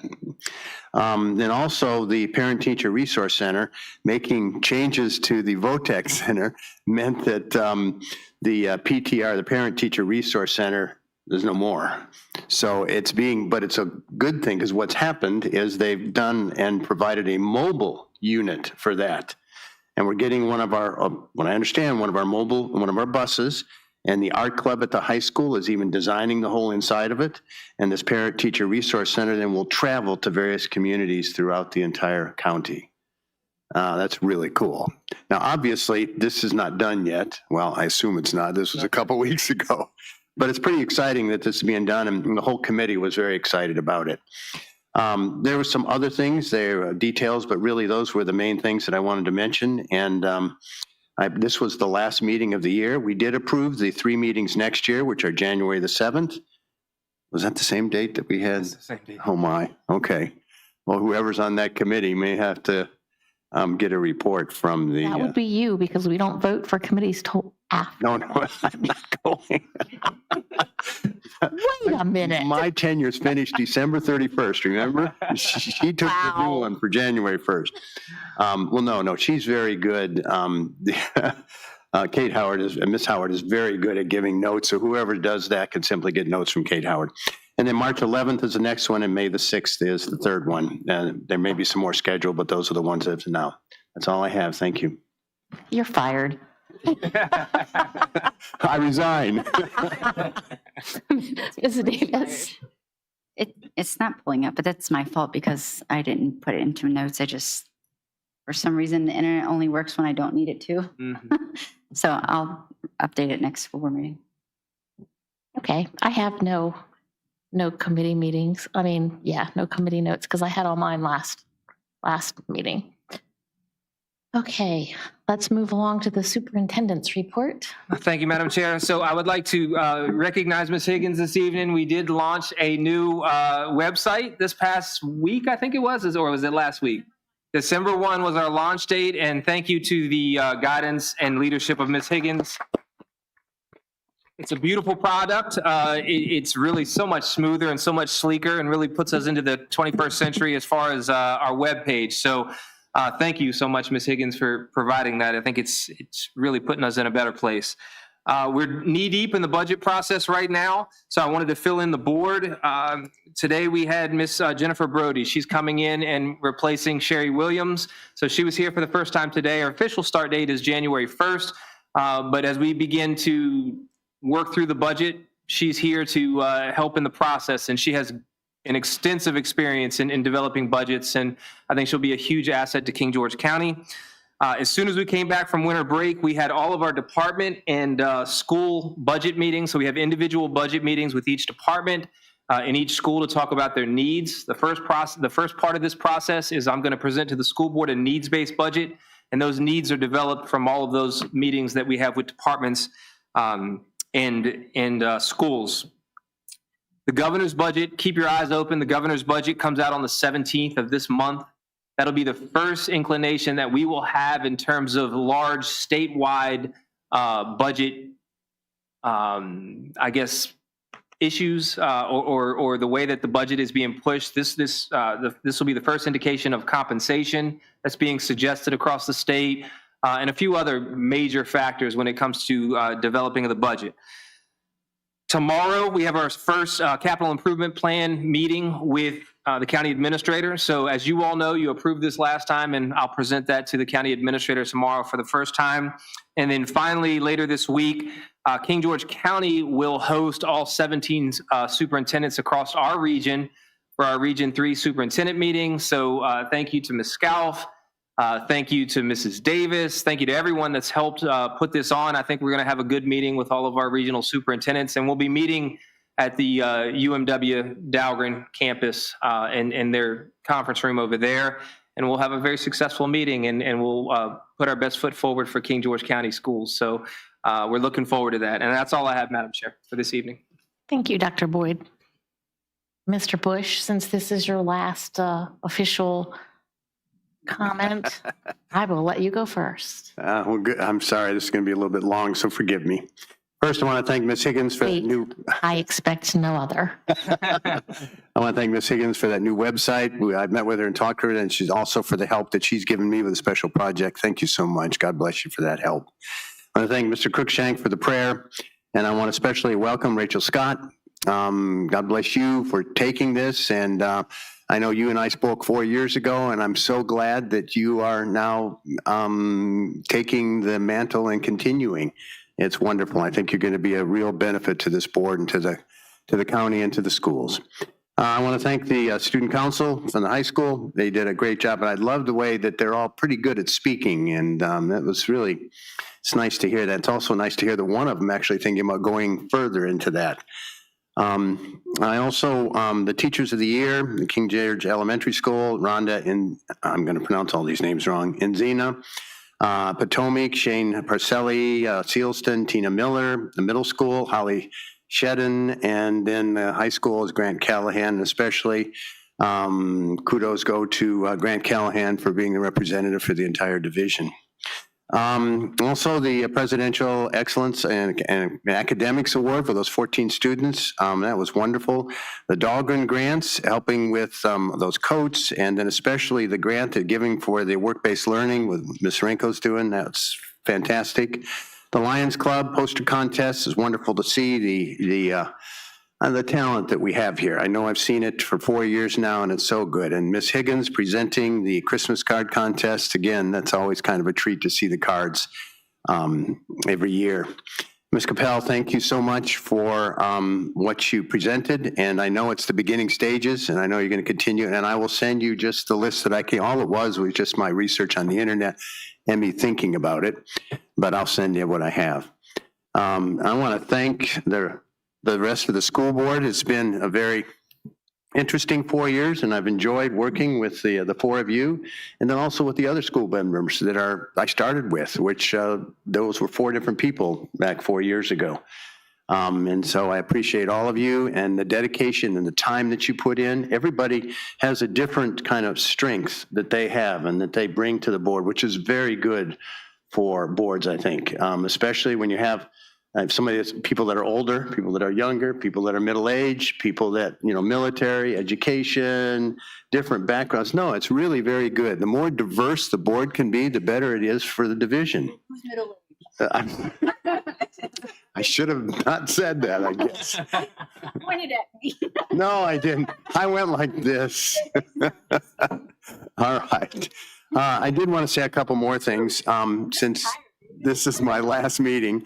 Education, I've been involved with education and ministry my entire life, and education is extremely valuable for success, for the students, for the community, for the schools, and it helps drive the students for what they can learn to not only help themselves, but how they'll contribute to society, their families, and so on in the community.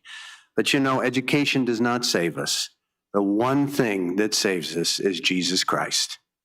That is the only thing that will really save us for all of eternity. Education is wonderful, but let's never forget there's only one Savior, and that's Jesus Christ. Thank you. God bless. Thank you, Mr. Bush. Mrs. Davis? Thank you. David. Me and David butted heads a lot. But one thing that David is really, two things David's really, really good at, and one is letting go of things and moving on to the next day. And I don't know if he just forgets because of old age. I had to do that because I'm just. But one of the things that I really do appreciate about you and what you bring to the board is a sense of calmness. So we face a lot of things, especially my first year on the board, some heavy things, and you have the ability of calming things down. The way you speak, the words you use, the things that you say, that's what it does. It just calms it. So there were times where I wanted like to say a whole lot, but I was too nervous and didn't know if I was going to mess up. And then you would say it. And a lot of what you said was what I wanted to say. You just said it better. So I want to say that's what I'm going to miss about you a lot is the way you present things. So we will miss that. We'll miss you. And I am thankful that Rachel's coming up behind you though, and that it's someone we know that is going to follow Stead and in unity with the board, but with her own brain and what she brings to the table. So that's a nice, easy transition that's coming along. So we're thankful for that too. So I do want to thank all the principals for being here tonight again, long night again. The teachers, a lot of what he said, I don't want to repeat it because we still got plenty of board members that got to speak, but shout out to, hold on, Miss Inzana, which two of my kids had her. She invited me to one of her kids' birthday parties and I didn't even know her, but my kid was in her class, so I went and I got to learn like she's such a cool person to hang out with. She was very welcoming and warm. Mrs. Shedden, Mr. Pacelli, or is it Pacelli? Mrs. Miller, Mr. Callahan, well deserved, all of you. And you know, Mr. Callahan, I'm so glad I got to know him through you, Ed. I'm very thankful. Oh, I knew him already. I knew his wife very well, but Pastor Davis for coming and he didn't bring invocation today. Mr. Rick Shank, I always appreciate and enjoy him too, having conversations with him. He's at Hanover. Yeah, Hanover, the oldest Baptist church in King George. Pretty cool. I have what do I have here? Oh, the speakers, sorry. I just wrote their names down. I'm like, who are these? But the people who came and presented or spoke publicly, we do appreciate the feedback. Or not the feedback, we appreciate you coming and having the courage to come and speak. Jennifer Brody, welcome aboard. If you're watching this, I don't know if you are, but if you are, welcome aboard. I look forward to meeting you. Cooper, you did a good job. Every time you come back, you do you're growing, and that's what's important. Yeah, good job. And Jake, always leading the way and being a good example to the younger ones that are right behind you. So good job and all that you do for the high school and representing the high school. And that's it. Thank you. Thank you, Mrs. Davis. Mr. Frank? Yes, again, as always, I'd like to thank all the teachers and staff for all you do and wish you a very Merry Christmas and a Happy New Year. Also, as all the other board members have said, I'd like to thank all the presenters tonight. Congratulations to all the recognition people we had, especially the teacher of the year for each of the schools, and then Grant Callahan going on for the division is fantastic. Aaron, I sure hope we didn't make things too hard on you up here. It's something that's near and dear to a lot of our hearts. So it's something that we're going to be paying a lot of attention to. And Ray, I see you sitting out there in the audience, and it's always good to see someone older than I am here.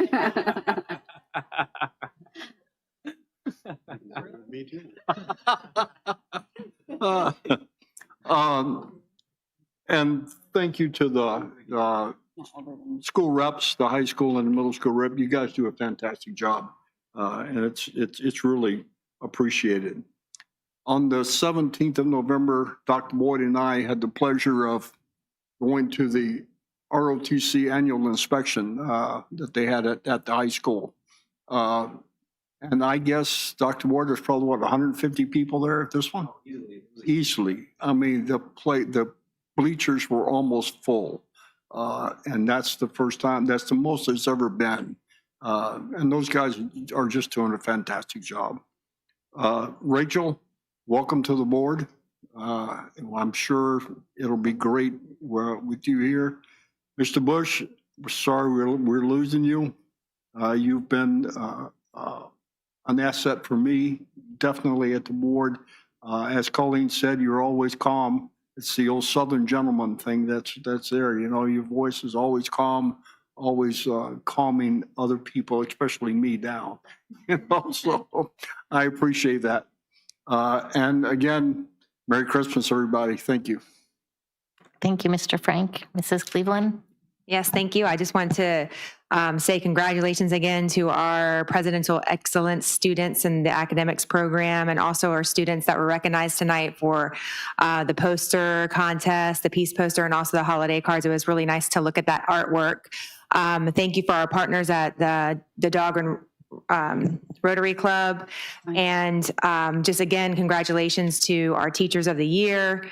What a noble job being a teacher is, and all the value that you add to our students' lives each and every day. We just really appreciate all that you do. I would like to say thank you for the opportunity to attend the VSBA conference, which we did in November. Was able to attend that conference with a few of my colleagues, and also have the opportunity to get to know Rachel a little bit better, and super excited to have her join the board. Very intelligent, methodical lady. I'm excited to work with you.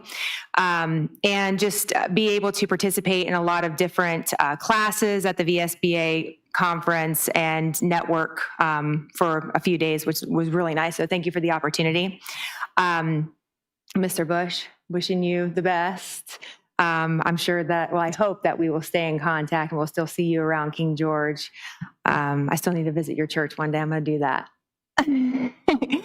Mr. Frank, thank you for your generous donation. Appreciate you donating towards the cause to the NJROTC program. I know how much you value that program, as do we. So thank you for that. And Cooper and Jape, appreciate all the updates that you give us from the high school and the middle school. I actually have kids in the high school and the middle school, and you guys give me more information than they do. So thank you. That's all. Well, I will just say thank you to everybody that's here, that was here, that did your presentations. Congratulations to all the winners of everything tonight. I love this meeting the best. This is my favorite meeting of the year because it's all good stuff, and I only like the good stuff, but I do appreciate everybody that's still here. I did enjoy going to the elementary school this morning to give the one art contest winner her prize, but it made me remember how much I missed going in. So I need to go back and just, especially this time of year when it's all good celebrations and singing. I did want to say a special thank you to David again, because like I said, you were my mentor when I first started, and you even to the last, I mean, you even helped with the last thing that you did not have to help me with that we're about to talk about in closed session. So thank you for, I know that was a pain. So thank you for helping, because being the chairperson and coordinating everything is not easy. So you lied, but I forgive you.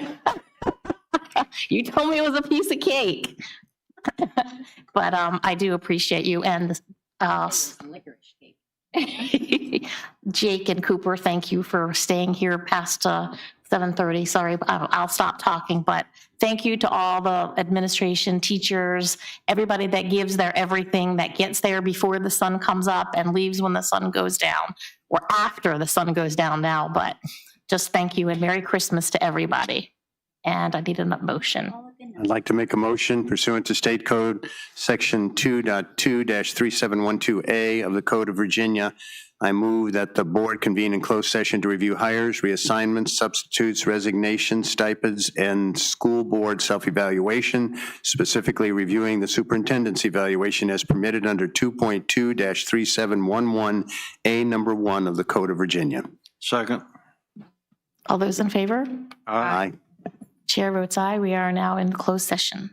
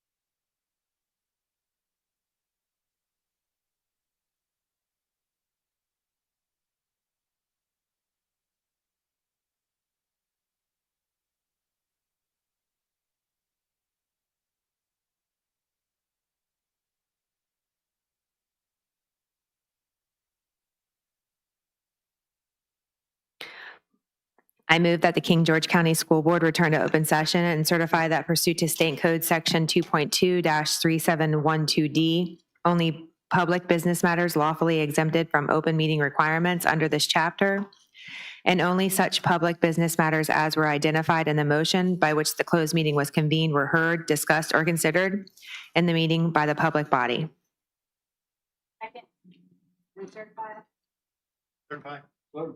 Certify. Chair certifies. All those in favor? Aye. We are now back in open session. Make a motion that we approve all of the recommendations that were made in closed session. Second. All those in favor? Aye. Chair votes aye. Motion carries. Make a motion that we adjourn. Second. All those in favor? Aye. Chair votes aye. We are now adjourned. Goodbye, David. Merry Christmas. David. Texas.